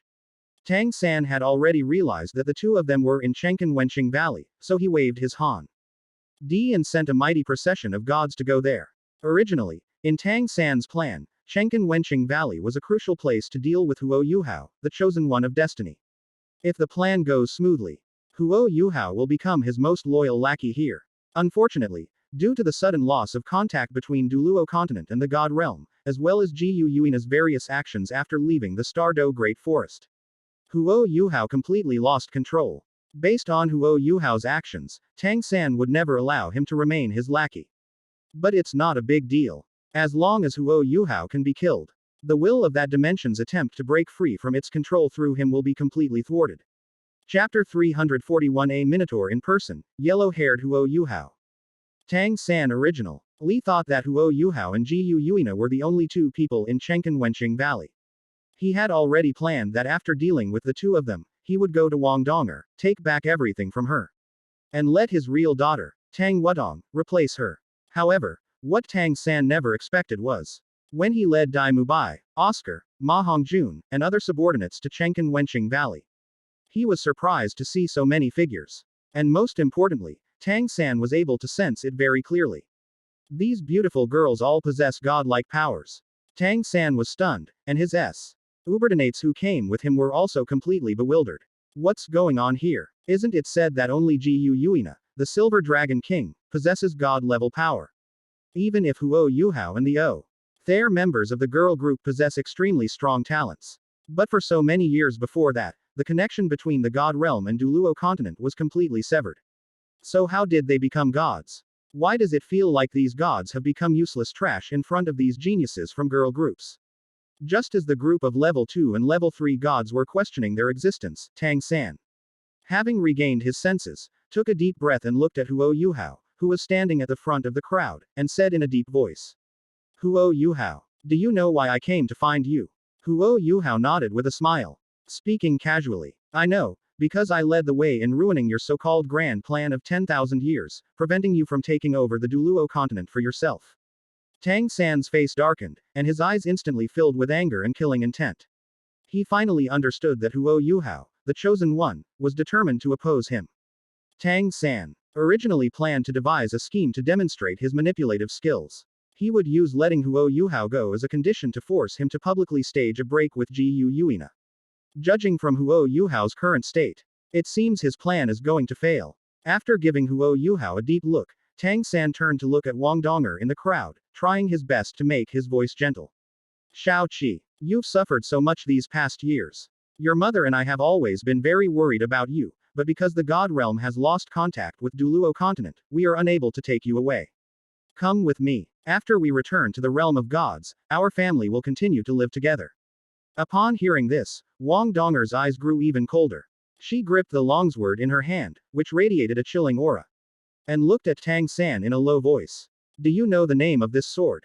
Tang San was a little confused. He blinked blankly and asked subconsciously. What? Clang. Wang Donger flicked her wrist, the tip of her longsword pointing directly at Tang San opposite her, and spoke each word with a voice filled with boundless anger and hatred. Its name is Frostmourne, and it was specially made for me by Yuhao. And today, I will use this Frostmourne to kill you, you damned bastard, with my own hands. I, Wang Donger, am Wang Donger. The only relationship between us is that we are mortal enemies. Quote. Wang Donger's words made Tang San's eyes twitch violently, and a surge of anger instantly filled his heart. Even though she already knew about Wang Donger's situation from Niu Tian and Titan, and knew that she had learned the truth. But Tang San felt that as Wang Donger's father, no matter how he treated her, she had to accept it willingly. Wang Donger's reaction made Tang San feel that his authority as a father had been challenged, which was something Tang San could not accept under any circumstances. However, before Tang San could get angry, Tang Hao, who was standing to the side, rebuked him first. Tang Wudong, do you know who you're talking to? This man is your father. No matter what he's done, you absolutely cannot speak to him like this. Tang Hao saw his own reflection in Tang San, and even felt that Tang San had surpassed his master. After all, he hadn't fulfilled his responsibilities as a father when Tang San was young. But so what? Even if Tang San becomes one of the 5 great god kings of the god realm, he is still very respectful to his father. What does Tang Wudong, a mere little girl, know? Just as Tang Hao was about to continue scolding Wang Donger, a cold snort came, and Di Choer said angrily. Didn't you hear what Donger said? Tang San's bastard isn't her father, but the enemy she's about to kill with her own hands. As for you, you idiot, what right do you have to shout like that? To be honest, Di Choer also harbored a great deal of hatred for Tang San. She knew very well that if Huo Yuhao hadn't discovered the truth and hadn't possessed the diary, even she, the three-eyed golden girl, would have been part of Tang San's scheme. Just thinking about her tragic sacrifice in the original trajectory made Di Choer want to use the golden dragon spear to stab 10,000 transparent holes in Tang San's body. Tang Hao was enraged by Di Choer's attitude, especially since Di Choer dared to call him an idiot. He hadn't suffered such humiliation even 10,000 years ago. As the father of the Asura god, one of the 5 great god emperors of the god realm, how could Tang Hao tolerate this injustice? Just as Tang Hao was about to lose his temper, Huo Yuhao directly summoned Yin, who was residing in his body, through the master-servant contract. The moment Tang Hao and his son Tang San saw Yin, they were completely stunned. After understanding the situation, Yin looked at Huo Yuhao with a very sensible smile. Master, is there anything I can help you with? No matter what Master needs me to do, I will do it, even if it's just an ordinary task. As Yin finished speaking, Dai Mubai, Oscar, Ma Hongjun, and Tang San's lackeys all had incredibly strange expressions on their faces. It's important to know that before Tang San's grand plan of 10,000 years began, Tang Hao and Yin were in the God realm. As Tang San's most loyal subordinates, they naturally knew each other. But now, watching Yin call Huo Yuhao, Master, right in front of Tang Hao and Tang San is really too exciting, isn't it? A minotaur in person. To be able to portray a blonde-haired character like Huo Yuhao is truly amazing. Tang San's face flushed red, and Tang Hao was panting heavily, his eyes instantly turning bloodshot. At this moment, Tang Hao had only one GHT in his mind. To kill Huo Yuhao and not even spare Yin. Even though Yin is his wife, she made him lose face, and he is determined to make those two scoundrels pay with their lives. Tang San's brow shone with golden light, and the trident of the sea god appeared directly in his hand. He looked at Huo Yuhao angrily. Huo Yuhao, you've already chosen your own path to death. Chapter 342 The War of Gods begins. Leaving no one behind. For Tang San, ever since he came to Douluo continent, he has been very concerned about his reputation. Even the reason he wanted to expel destruction from the Council of Gods. Or even to cripple him. Besides wanting to turn the divine realm into his personal fiefdom. The most important reason is that destruction doesn't give him face and often scolds Tang San, who is also a god king, in front of others, and makes trouble for Tang San. That is why Tang San harbored resentment towards destruction for a long time. Of course, there are reasons why destruction happens. But in Tang San's view, no matter what he did, destruction had no right to point fingers at him. Huo Yuhao's current actions are even more outrageous than destruction, making him one of the 5 great god kings. The Asura God King, a laughing stock. Tang San knew very well that even if the others didn't show it, they would definitely laugh at him because of Yin's behavior. This time, even without what happened before, Tang San would never let Huo Yuhao go. Huo Yuhao, this chosen one of destiny, has surpassed destruction and become the person Tang San most wants to kill. Faced with Tang San's aggressive demeanor, Huo Yuhao showed no fear whatsoever. On the contrary, he seemed eager to try. Huo Yuhao knew very well that, given his status, it was absolutely impossible for him to coexist peacefully with Tang San. Only one of them can survive. Huo Yuhao's wonderful life has just begun, and he is unwilling to end it just like that. So, Tang San will have to suffer a little and die. Huo Yuhao took out the long spear made of Junning and looked at Tang San with a light laugh. Then let's see who has the way to die. As soon as he finished speaking, a fierce glint flashed in Huo Yuhao's eyes, and his figure instantly disappeared from the spot. The next second, Tang San felt a bone-chilling cold air rush towards him, alarm bells rang in his heart. And he quickly swung the sea god trident in his hand to stab to his side. Boom! The ice spear and the trident of the sea god collided, unleashing a deafening roar that echoed through the heavens. The shockwave from the collision of these two weapons seemed to be capable of destroying the heavens and the earth, causing the surrounding ground to crack and dust to fill the air, obscuring the figures of the two people. Even so, everyone present could clearly hear the continuous roaring sounds coming from within the dust, clearly indicating that Huo Yuhao and Tang San were engaged in a fierce battle. Ji Yuina held the silver dragon spear in her hand and said expressionlessly. Kill all the gods who have descended upon the Douluo continent. Leave not a single one alive. No problem. Upon hearing Ji Yuina's words, the girl group members did not hesitate at all and immediately launched an offensive against her. Since their grudges with Tang San were irreconcilable, they naturally wanted to eliminate him. So what if Tang San is the god of Asura, one of the 5 great god kings of the god realm? As long as they join forces, even the god king can be brought down. Tang Hao, wielding the clear sky hammer, issued commands in place of Tang San. Move. We must eliminate everyone as quickly as possible. Everyone except Tang Wudong must die. After saying that, Tang Hao Rus head forward without waiting for anyone else to respond. Seeing this, Tang San's lackeys did not dare to hesitate and began to fight the members of the girl group. Dai Mubai, Oscar, and Ma Hongjun changed glances and communicated secretly with each other using their mental powers. Boss Dai, what should we do? Oscar and Ma Hongjun both looked at Dai Mubai, wanting him, as the leader, to make the decision. Dai Mubai gave Huo Yuhao a deep look, pondered for a moment, and then his expression turned serious. Of course we'll help Tang San deal with these guys. Leave no one alive. Oscar raised an eyebrow upon hearing this and asked with some surprise. No matter what, Huo Yuhao is a descendant of your Dai family. Are you sure you want to do this? Without the slightest hesitation, Dai Mubai shook his head slightly. Based on what he has done, Tang San will never let him go. Moreover, I can also sense that the Dai family has not been completely wiped out, and the evil-eyed white tiger has still been passed down. This also means that Huo Yuhao is no longer of any use. Dai Mubai didn't care about Huo Yuhao's life or death. For the Dai family, who have such fine traditions, even brothers can kill each other. Let alone a so-called descendant from 10,000 years ago. Compared to Huo Yuhao's life, his relationship with Tang San was clearly more important. Since Dai Mubai had said so, Oscar and Ma Hongjun naturally had no more reservations. No matter how dissatisfied they are with Tang San, he is still their most reliable support. As for Huo Yuhao, Ji Yuina, and the others, who told them to be so unlucky as to be targeted by Tang San and become part of his control over the Douluo continent? There's no other way but to sacrifice them.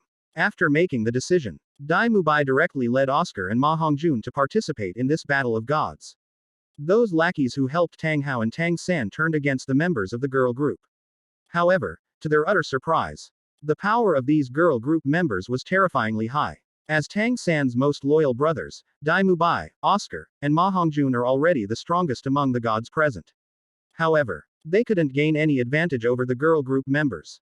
Despite being a second-level god, he not only failed to gain any advantage in this battle of gods, but was also suppressed by the opponent.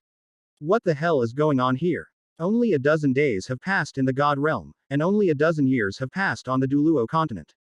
Given that the god realm and Douluo continent had severed their connection, it was already an extraordinary achievement that they were able to become gods. It turns out that it also possesses such powerful divine strength. Dai Mubai, Oscar, and Ma Hongjun suddenly realized that choosing to side with Tang San might not have been a wise decision. If things go wrong in the end, and they not only fail to eliminate Huo Yuhao and the girl group, but are also wiped out by the enemy, then they will have nowhere to turn to cry. This worry only lasted for a moment before Dai Mubai, Oscar, Ma Hongjun, and the others immediately relaxed. So, what if these younger generations possess extraordinary talent? The time given them to grow is ultimately too short. Even the strongest of them, Huo Yuhao, Ji Yuina, and Shui Di, only possess the power of a first-level god. However, Tang San, who is their backer, is not only a first-level god, the sea god, but he can also use the power of the Asura god, which is at the level of a god king. The outcome of this battle of gods was, in fact, predetermined from the very beginning.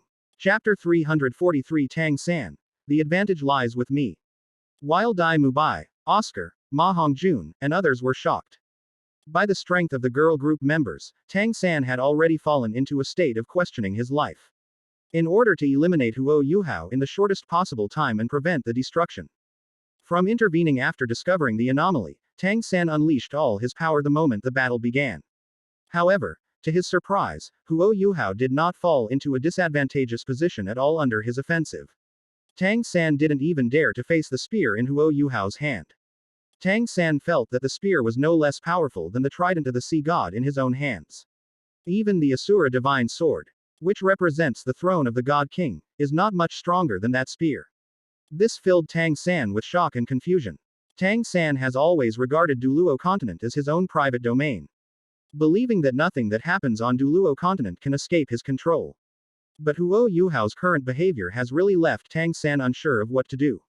As Tang San swing the trident of the sea god at Huo Yuhao, he asked with a gloomy look in his eyes. How exactly did you become a god? It's one thing to become a god when the god realm and Douluo continent have lost contact. Why do you still possess such great divine power? What exactly is your divine position? Which god bestowed this position upon you without authorization? Tang San felt that he was likely being tricked. It's highly likely that someone discovered his plan and didn't want Douluo continent to fall into his hands. That's why they secretly sabotaged things, causing the god realm to lose contact with Douluo continent.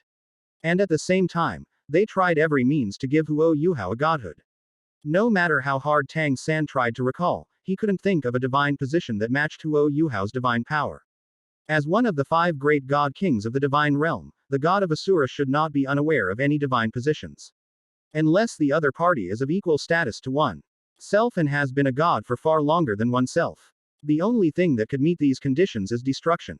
Tang San, imagining that all of this was the work of destruction, felt a strong sense of foreboding rising in his heart. If all of this was caused by destruction, then wouldn't it mean he already knew everything? Have you been watching my performance from behind the scenes all this time? Damn it, are they treating Tang San like a clown? Huo Yuhao was puzzled, wondering what Tang San was thinking and why his emotions were fluctuating so drastically. As for what Tang San said, which god had arbitrarily passed on the divine position to him? Huo Yuhao pierced the trident of the sea god with his spear and chuckled. Do you only see the path of obtaining a divine position? Is it because you can't become a god in any other way that you think everyone else is as useless as you? Upon hearing Huo Yuhao's words, Tang San's expression instantly turned extremely ugly, yet at the same time, he breathed a deep sigh of relief. Thankfully, as long as it wasn't destruction secretly manipulating things to make Huo Yuhao a god, then everything is still under his control. However, if Huo Yuhao really did become a god not by inheriting a godhood, but by creating his own, as he said, then just how terrifying is this guy's talent?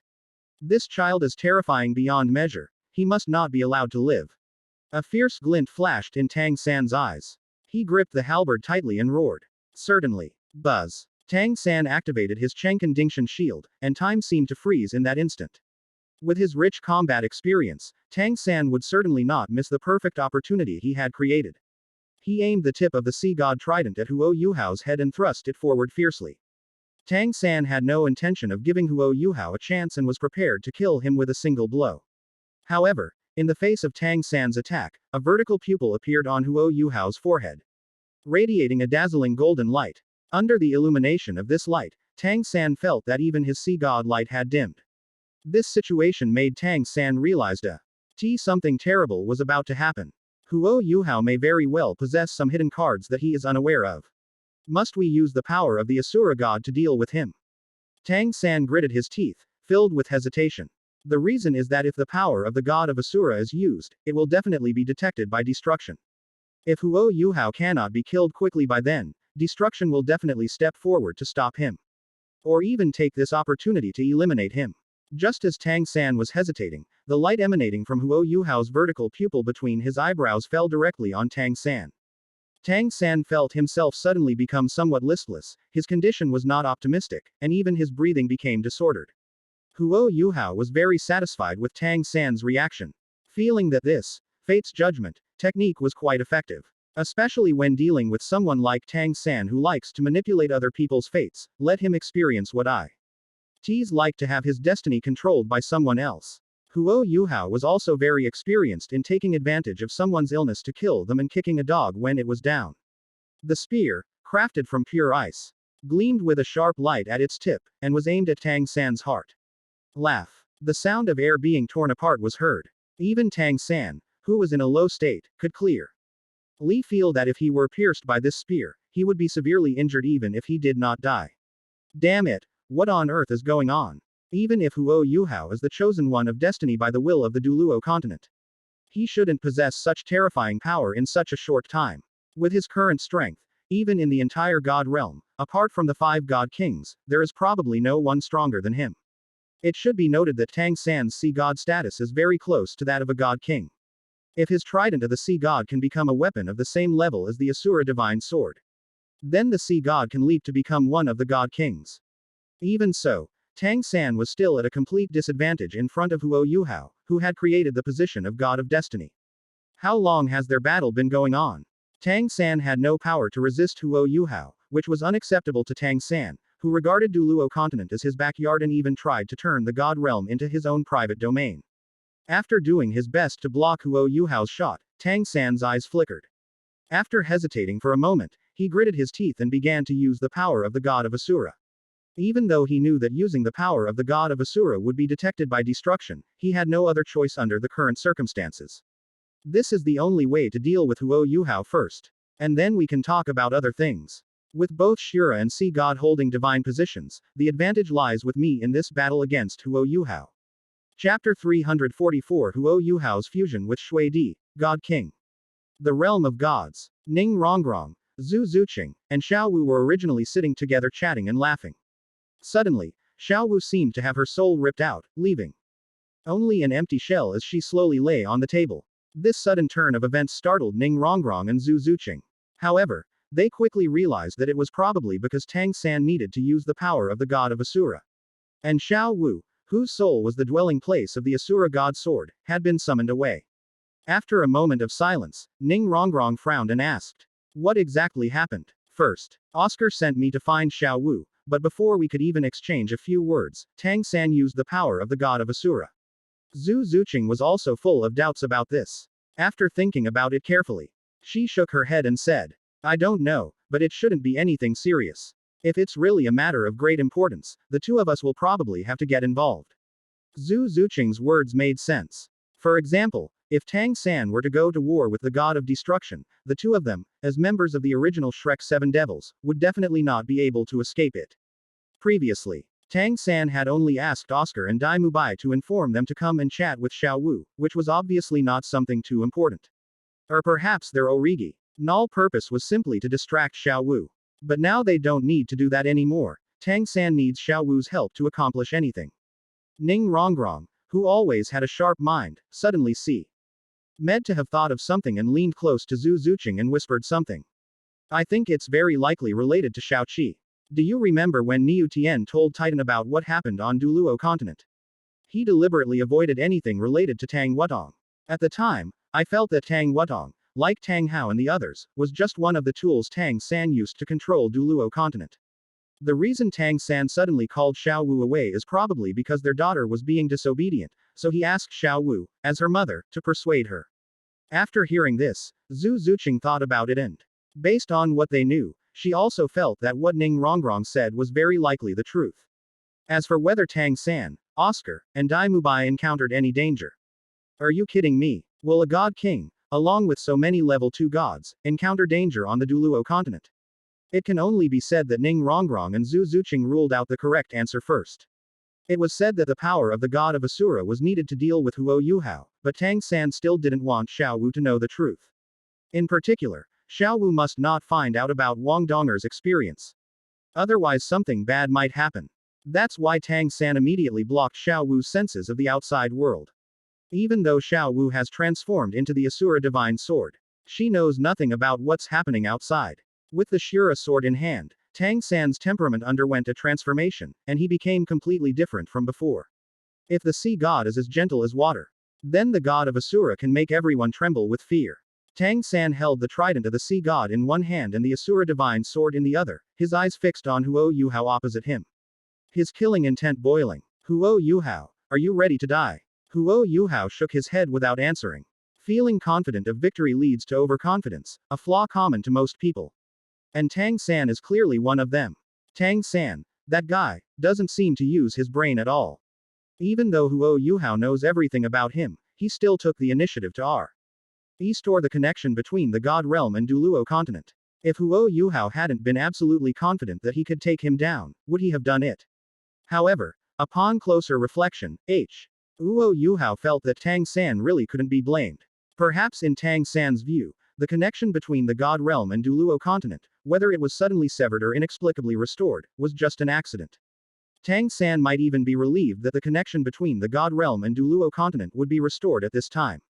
After all, Huo Yuhao possessed terrifying talent. If he were given more time to grow, he might become a god king in no time. By then, even if Tang San possesses 2 godhoods, one of which is the Asura god at the god king level, so what? He'll probably get beaten up by Huo Yuhao, who's a genius of unparalleled talent. This level is just right.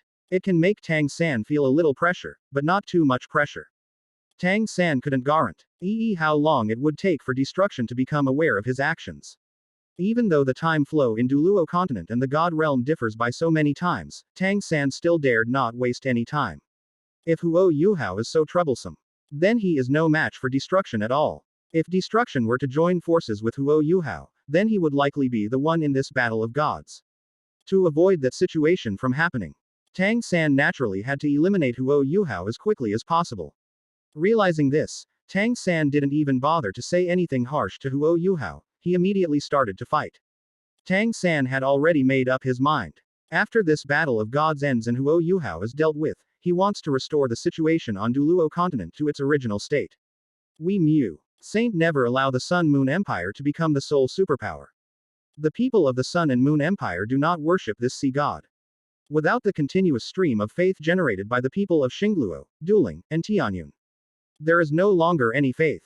What will he use to strengthen his own power? And those sea spirit beasts in the ocean. It hadn't been that long since they last met, they had already abandoned their sea god. Apart from a few die-hard followers of the sea god, the other sea spirit beasts no longer provide faith power. It's time to demonstrate our power once again. And make the sea god the sole faith in the hearts of the sea spirit beasts. The wife of the deep sea demon whale king was clearly the best target. Killing the wife of the deep sea demon whale king. To demonstrate one's divine power in public, while also intimidating the sea spirit beasts and labeling them as evil, is truly the best way. The mere thought of being able to harvest faith power on sea again filled Tang San with excitement. However, to his surprise, in that instant when he was distracted, Huo Yuhao suddenly moved away from him. This brought a playful smile to Tang San's face. Only now are you trying to run away? Don't they realize it's already too late? Tang San opened his mouth as if to say something, but saw Huo Yuhao pull Shui Di into his arms. Under the watchful eyes of all the gods present, Huo Yuhao and Shui Di began to merge once again. Soul masters can use soul fusion techniques, so what level of power would two level 1 gods become if they fused together? It's obvious, it's the God King. Chapter 345 Tang San is afraid. Destruction senses something is wrong. The reason Huo Yuhao chose to restore the connection between the God realm and Douluo continent, and at this time was to deliberately attract Tang San and his people to cause him trouble. That's because he has such a trump card. He was able to perform a fusion technique with the Snow Empress, ND with the two first level gods combined, they leapt to become a God King level powerhouse. His spear, combined with Shui Di's Ice Soul Sword, the two weapons of the same origin, easily surpassed Th. Equality and rank of the Asura Divine Sword that Tang San relied on after their fusion. This fusion was led by Huo Yuhao. Looking at Huo Yuhao, who exuded an aura of extreme terror, Tang San, who as holding the trident of Poseidon and the Asura sword, felt his heart pound with fear.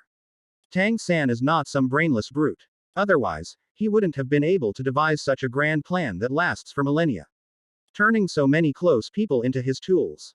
Tang San could clearly sense that Huo Yuhao's strength had surpassed his own at this moment. Even with the dual divine positions of the sea god and the god of Asura, he is definitely no match for Huo Yuhao in his current state. Just a second ago, I was confident of victory and had the advantage. How did it turn into this horrible mess in the blink of an eye?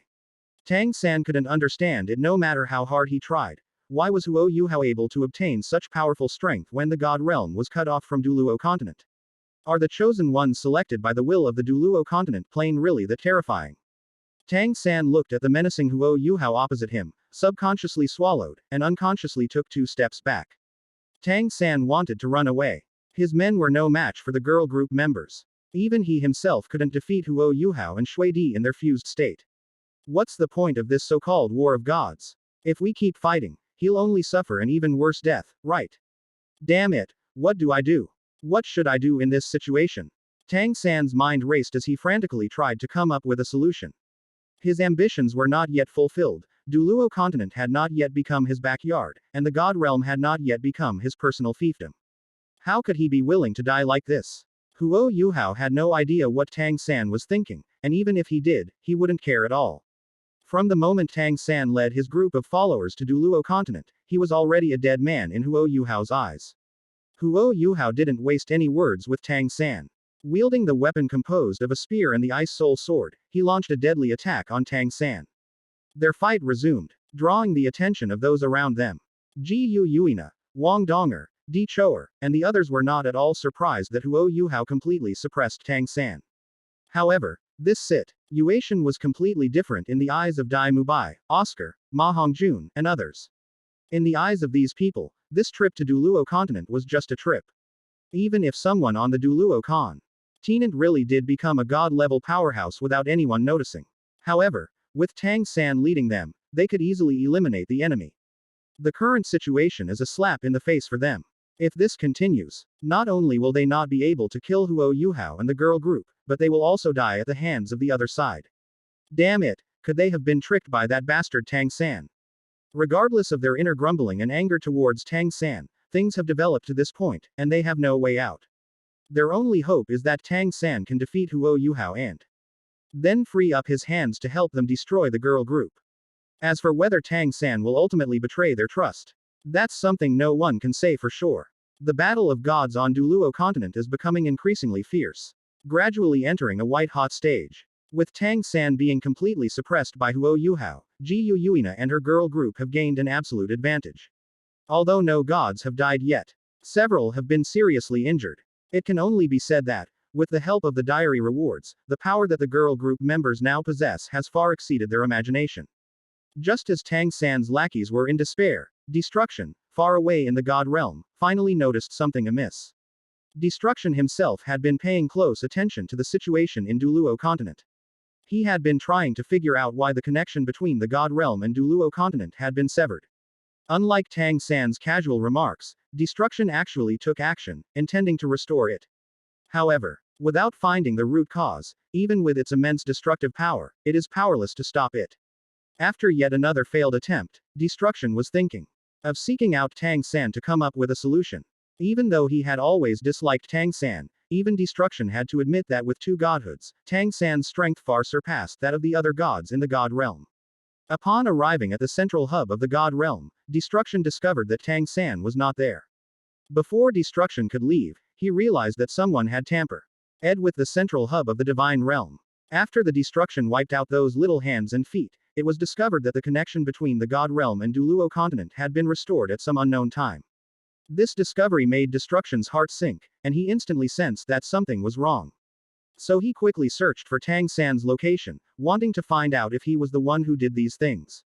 After investigation and destruction, it was discovered that Tang San was not in the god realm at all, and even Xiao Wu, who sealed the Asura divine sword, had disappeared without a trace. Even if Destruction's reaction was slow, he now realized that Tang San had some kind of scheme in mind. Especially those loyal to Tang San, all of whom disappeared, made Destruction dare not waste any time. He didn't even have time to gather manpower before heading directly to Douluo continent. Even long ago, I had a vague feeling that Tang San's purpose was not pure, and that he coveted Douluo continent. Especially after he sent his parents, Niutian and Titan, and even his own daughter Tang Wudong to Douluo continent, it further confirmed the speculation of Destruction. Unfortunately, before he could find out the truth, the god realm and Douluo continent inexplicably lost contact. Tang San is clearly trying to do something dangerous behind my back.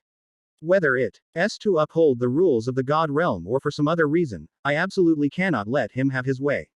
If Tang San really interfered in the affairs of Douluo continent without authorization, this time, we absolutely cannot let this reckless bastard get away with it. Even knowing that Tang San would be accompanied by a group of loyal dogs on his journey to Douluo continent, Destruction showed no fear whatsoever. Tang San and his lackeys are nothing but clay chickens and earthen dogs. Chapter 346 Tang San's Regret and Despair. In other words, Tang San was unaware that Destruction was on its way. Otherwise, he would probably be even more desperate, or even choose to surrender. After all, Huo Yuhao alone was already a formidable enemy that he couldn't defeat, let alone the even more powerful Destruction. If Huo Yuhao and Destruction were to join forces against him, Tang San would have no other option but to die. Just when Tang San was being overwhelmed by Huo Yuhao's frenzy, attacks and was on the verge of serious injury or even death, Tang San was in a precarious situation. As if he had suddenly thought of something, Tang San's eyes instantly became incredibly bright. While swinging the trident of the sea god and the Asura divine sword in his hands to block Huo Yuhao's attacks, he shouted loudly. Huo Yuhao, do you want to see your mother? Tang San's words had no effect on Huo Yuhao. Knowing perfectly well what this guy wanted to say, Huo Yuhao outwardly pretended to be attracted to Tang San's attention, but in reality, he was secretly looking for an opportunity to kill Tang San with one blow. Huo Yuhao frowned, staring intently at Tang San opposite him, and asked in a deep voice. What do you mean? Tang San breathed a slight sigh of relief upon seeing this, feeling that it had been an incredibly wise choice to take Huo Yuhao's mother's soul into his possession. In this situation, even if Huo Yuhao doesn't surrender immediately, he will definitely hesitate to act because of the safety of his mother's soul. Thinking of this, Tang San forced out an elegant smile and looked at Huo Yuhao. Your mother's soul is in my hands. If you don't want her to disappear forever, then lay down your weapon. Huo Yuhao was stunned for a moment upon hearing this, then looked extremely angry, his hand gripping the spear so tightly that it creaked, his flawless face filled with rage and hatred. What did you say? You damned bastard. Hand over my mother's soul. The angrier Huo Yuhao appeared, the more it showed the depth of his feelings for his mother. Which gave Tang San a glimmer of hope to kill Huo Yuhao. Unfortunately, Tang San left Huo Yuhao's mother's soul in the god realm. He never expected Huo Yuhao to be so strong, and naturally he did. And think of using his mother's soul to threaten him into submission. However, putting on airs was something Tang San was quite adept at. Tang San chuckled. Hand it over. Aren't you being a little too naive? If you are willing to lay down your weapons and swear allegiance to me with your martial spirit, I would not mind returning your mother's soul to you. But if you think you can get me to hand it over with just a few words, you're being far too naive. Seeing Huo Yuhao's furious expression, as if he wanted to stab him through with a spear, Tang San felt a surge of satisfaction at having avenged his great grudge. He was clearly very pleased with himself, but he tried his best not to show it on his face. Instead, he looked at Huo Yuhao and offered some advice. Actually, there is no grudge between us. The reason I connected your mother's soul to the divine realm is simply because I know you are destined to become a god, so that you and your mother can be reunited. Shaoqi is my daughter. What deep-seated hatred could there be between father and daughter? As for the Silver Dragon King and the Soul Beast race, my mother and wife are both soul beasts, and I have Alwa. Y's been working hard to change the fate of the Soul Beast race. We share the same goal. It's just that destruction, one of the 5 great god kings of the god realm, has been obstructing us. Because he is stronger than me, I have been unable to improve the way the Soul Beast race survives. If you're willing to pledge your allegiance to me, the two of us working together can definitely change everything. What do you say? Want to consider it? Tang San's tone sounded very sincere, but in reality, he had no intention of letting Huo Yuhao go at all. If oaths could be believed, would he have? He stolen the secret manuals that only inner disciples of the Tang sect could learn in his previous life, when he was an outer disciple. As long as Huo Yuhao lays down his weapon, Tang San will definitely seize the opportunity to kill him. Huo Yuhao was well aware of Tang San's thoughts. Huo Yuhao feigned hesitation and looked at Tang San in a low voice. How can I trust that you won't settle scores later? Tang San felt that a young man like Huo Yuhao was likely to be persuaded by him. When it came to scheming, this guy was far inferior to him, who had lived 2 lives. He immediately looked at Huo Yuhao and comforted him. My reputation as Tang San is well established. I would never deceive anyone, and I will never hold grudges against my own people, no matter what grievances we may have had in the past. A hint of amusement flashed in Huo Yuhao's eyes as he asked softly. Really? Even if Ah Yin becomes my sole servant, you won't mind? I couldn't hold it in any longer. Upon hearing Huo Yuhao's words, Tang San could no longer maintain his facade. Tang San's face stiffened, and he instantly realized that Huo Yuhao was playing a trick on him. However, before he could say anything, he saw Huo Yuhao's vertical pupil between his eyebrows open again, a golden light flashed, and he seemed to be frozen in place. The reason Huo Yuhao chatted with Tang San was to create this excellent opportunity, which he was unwilling to miss. A flash of cold light appeared first, followed by the spear thrusting out like a dragon. Huo Yuhao thrust the spear in his hand fiercely into Tang San's heart. Tang San felt a chill run down his spine, as if he could smell the scent of death. Watching the spear tip get closer and closer to his heart, Tang San desperately tried to break free from the shackles of fate. PFFT. The sound of the spear tip piercing flesh rang out, and golden red blood spurted out. A sharp pain surged through him, causing Tang San to uncontrollably let out a piercing wail from deep within his throat, filled with boundless agony. At the very last moment, Tang San broke free from the shackles of fate and narrowly avoided the spear tip, which pierced his shoulder. Otherwise, he would probably be dead from that shot. Huo Yuhao had no intention of letting Tang San go so easily. His goal from the beginning was to kill Tang San. After severely injuring him, she naturally wouldn't let go of this excellent opportunity. The Snow Empress's power of Ice God began to spread along the tip of the spear, attempting to freeze Tang San into an ice sculpture. Realizing something was wrong, Tang San disregarded the pain and deliberately severed his flesh, barely escaping the range of the frozen spear tip. After dodging this fatal blow, Tang San was filled with the relief of surviving a disaster. He regretted it. But it wasn't that he regretted setting his sights on Huo Yuhao. Instead, he regretted not killing Huo Yuhao directly after realizing that Huo Yuhao was the chosen one of destiny relied upon by the will of the Douluo continent, but instead trying to take him under his wing. He brought this situation upon himself entirely. Chapter 347 Destroy Tang San, let's do it. What a sorry sight, Tang San. Just as Tang San was in despair, a familiar voice suddenly rang in his ears. Tang San looked up sharply at the man in the purple hooded shirt. As if he had grasped a lifeline.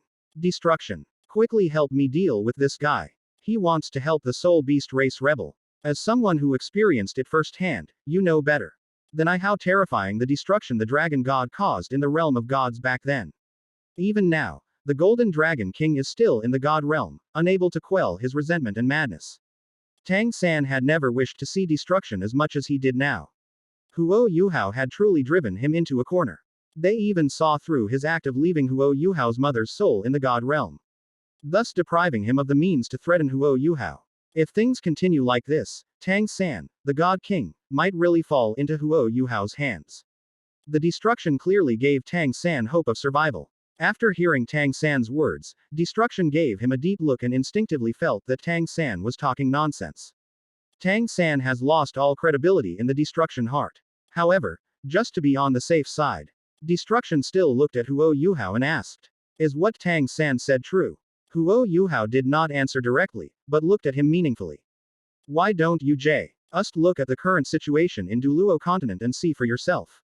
Destruction was somewhat surprised by Huo Yuhao's answer, but still followed his instructions and began to sense the situation in Douluo continent.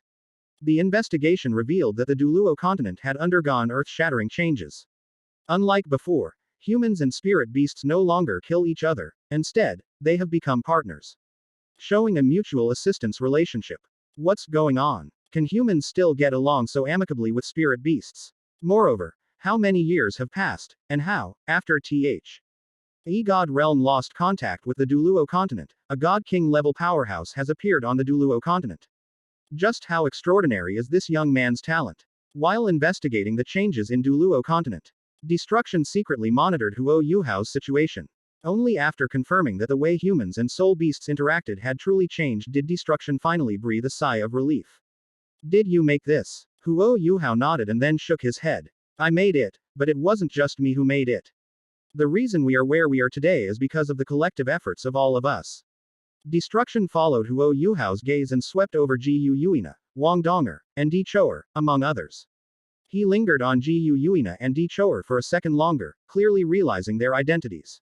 Is one the Silver Dragon King, and the other the Imperial Auspicious Beast, the three-eyed Golden Lion? Destruction looked thoughtful, pondering how he should treat Huo Yuhao and the members of the girl group. Huo Yuhao merely watched this scene with indifference, letting destruction take its course. His subsequent attitude toward destruction and the divine realm will depend on destruction's future actions. Huo Yuhao might not care, but Tang San absolutely cannot allow destruction to reach a consensus with Huo Yuhao. Destruction. Don't listen to him. Don't forget, it was the dragon god himself who said that the soul beast race must never be allowed to become gods. If you allow this situation to continue, the world will certainly experience far greater turmoil than it did back then. Upon hearing Tang San's words, Jiyu Yuina's face darkened, and anger surged into her heart.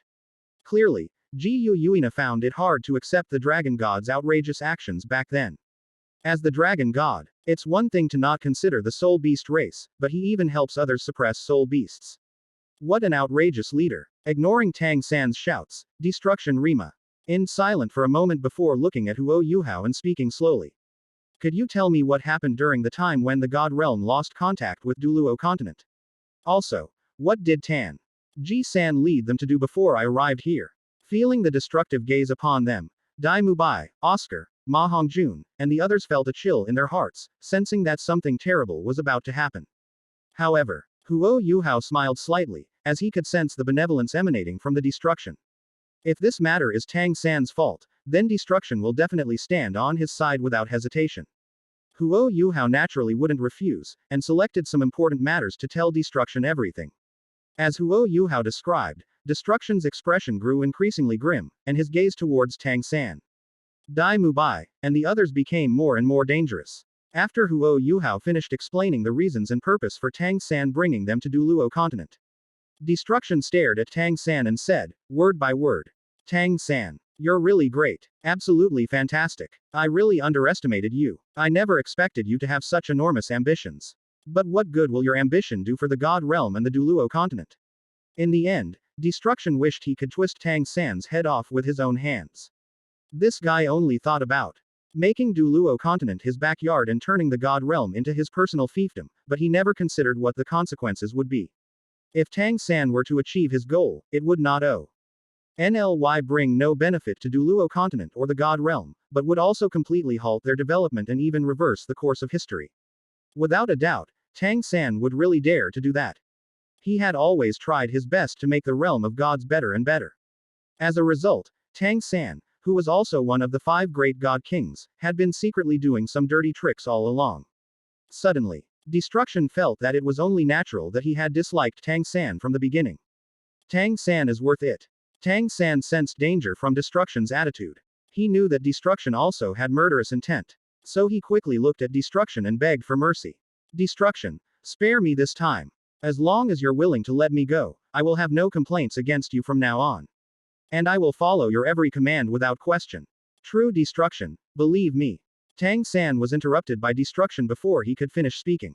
Destruction looked at Huo Yuhao and asked in a deep voice, what are you going to do with him? Huo Yuhao answered without hesitation. Kill them, of course. He nodded knowingly and gestured for them to proceed. Then let's get started. Huo Yuhao greatly admired Destruction's unconventional behavior and felt that he could cooperate with him in the future. However, the matter of cooperation can wait until later. Killing Tang San is the most important thing right now. Huo Yuhao turned to look at Wang Donger on the other side and said with a smile. Donger, haven't you been looking forward to this day for a long time? Why don't you do it? Chapter 348 The Death of Tang San. As Huo Yuhao finished speaking, Tang San's pupils dilated, filled with fear. Tang San could clearly sense that Huo Yuhao was not joking. He and those 2 guys, Destruction and Annihilation, really wanted to kill him. Tang San tried to retreat using both his hands and feet, but before he could take 2 steps back, he was frozen to the ground by the solid ice. Without hesitation, Wang Donger carried the Frostmourne sword forged by Huo Yuhao and walked over step by step. Wang Donger looked at Tang San, whose face was filled with fear, and asked softly, Tang San, when you created me and manipulated me like a tool, did you ever imagine this day would come? Upon hearing this, Tang San shook his head frantically. He could hear the intense killing intent in Wang Donger's tone, and he pleaded in a trembling voice. Shaoqi, it's not like that. I am your father, and you are my daughter. How could I treat you as a tool? You must have been deceived by others. Don't believe them. They just want to see us, father and daughter, kill each other. Tang San's words did not soften Wang Donger's heart. She only felt that he was extremely noisy. To quiet Tang San down, Wang Donger raised Frostmourne and stabbed it into his chest. PFFT. Noble golden red blood gushed from Tang San's body, and even the corners of his mouth began to ooze blood. The intense pain from Wang Donger's frozen chest caused Tang San to let out an uncontrollable, piercing wail. Tang San tried to break free, but he was completely unable to move an inch under the binding of the solid ice. He could only watch helplessly as Wang Donger, whom he regarded as a tool and a substitute, continued to stab him. Destruction was completely unconcerned about Tang San's death, and instead looked at Huo Yuhao and asked him a question. Now that you have become a god, and even possess the power of a god king, are you interested in coming to the realm of gods? Huo Yuhao knew that the destruction was a test of him. He wanted to figure out if he was as short-sighted as Tang San, only wanting to be a local tyrant who could do whatever he wanted. Faced with his question, Huo Yuhao chuckled and nodded. I originally planned to leave Douluo continent after this incident, but I will not stay in the god realm. Instead, I want to go and see a bigger world. Our future will not be limited to Douluo continent or the god realm. Huo Yuhao's words made Destruction's eyes shine brightly. You should know that Destructio N has always wanted to expand the realm of gods, but he has been struggling to find someone he can trust. If he dares to hand over the power of the god realm to Tang San, it probably won't be long before Tang San turns the god realm into a mess. But now, Huo Yuhao's appearance has given Destruction a new possibility. The destruction was emphasized. Sure, if we have the chance, we can travel together to see other worlds. Huo Yuhao did not reject destruction's goodwill. Compared to the other irresponsible god kings in the god realm, destruction was clearly more to his liking.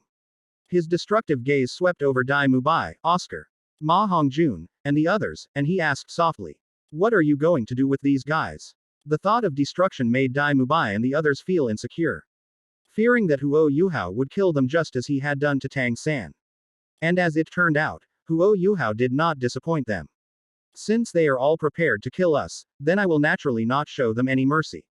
Destruction nodded in understanding. If it were him, he wouldn't let these lackeys of Tang San go either.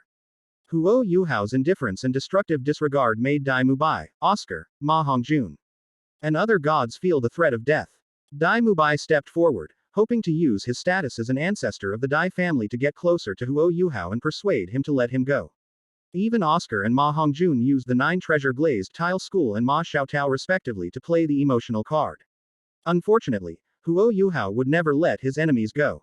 Since the 3 of them had joined Tang San in trying to kill him, why would Huo Yuhao care about loyalty or righteousness with them? Seeing that Huo Yuhao had already made his decision and that destruction had not been stopped, Ji Yuina immediately waved her hand and said, "Kill them all." These guys were no match for the girl group to begin with, and now, under the threat of death, they became even more disorganized and were wiped out by the girl group in no time. Even Dai Mubai, Oscar, and Ma Hongjun, the 3 original Shrek 7 devils, met the same fate of dying. It is worth mentioning that, even if they are killed after becoming gods, they can still be reincarnated if no special means are used to deal with it. However, with the diary in existence, the souls of these deceased gods had no chance of reincarnation and regaining life. They were directly absorbed by the diary. Tang San watched his subordinates die one by one, and Wang Donger stabbed him repeatedly, which made him feel utterly hopeless. After venting her anger and hatred, Wang Donger did not choose to kill Tang San with her own hands. Instead, he turned to look at Huo Yuhao and said, "Yuhao, you do it." Huo Yuhao was somewhat surprised to hear this. Logically speaking, given Wang Donger's hatred for Tang San, it was impossible for her not to kill him. However, Huo Yuhao quickly realized what was going on after seeing Wang Donger's eyes. Wang Donger deliberately gave herself the opportunity to kill Tang San so that she could avenge her fate of being manipulated.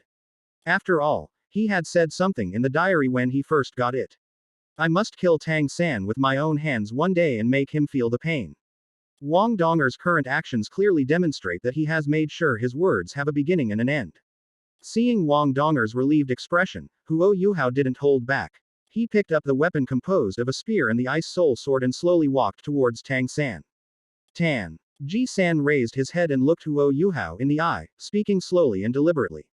"If I had known this day would come, I should have killed you without hesitation when I discovered your identity.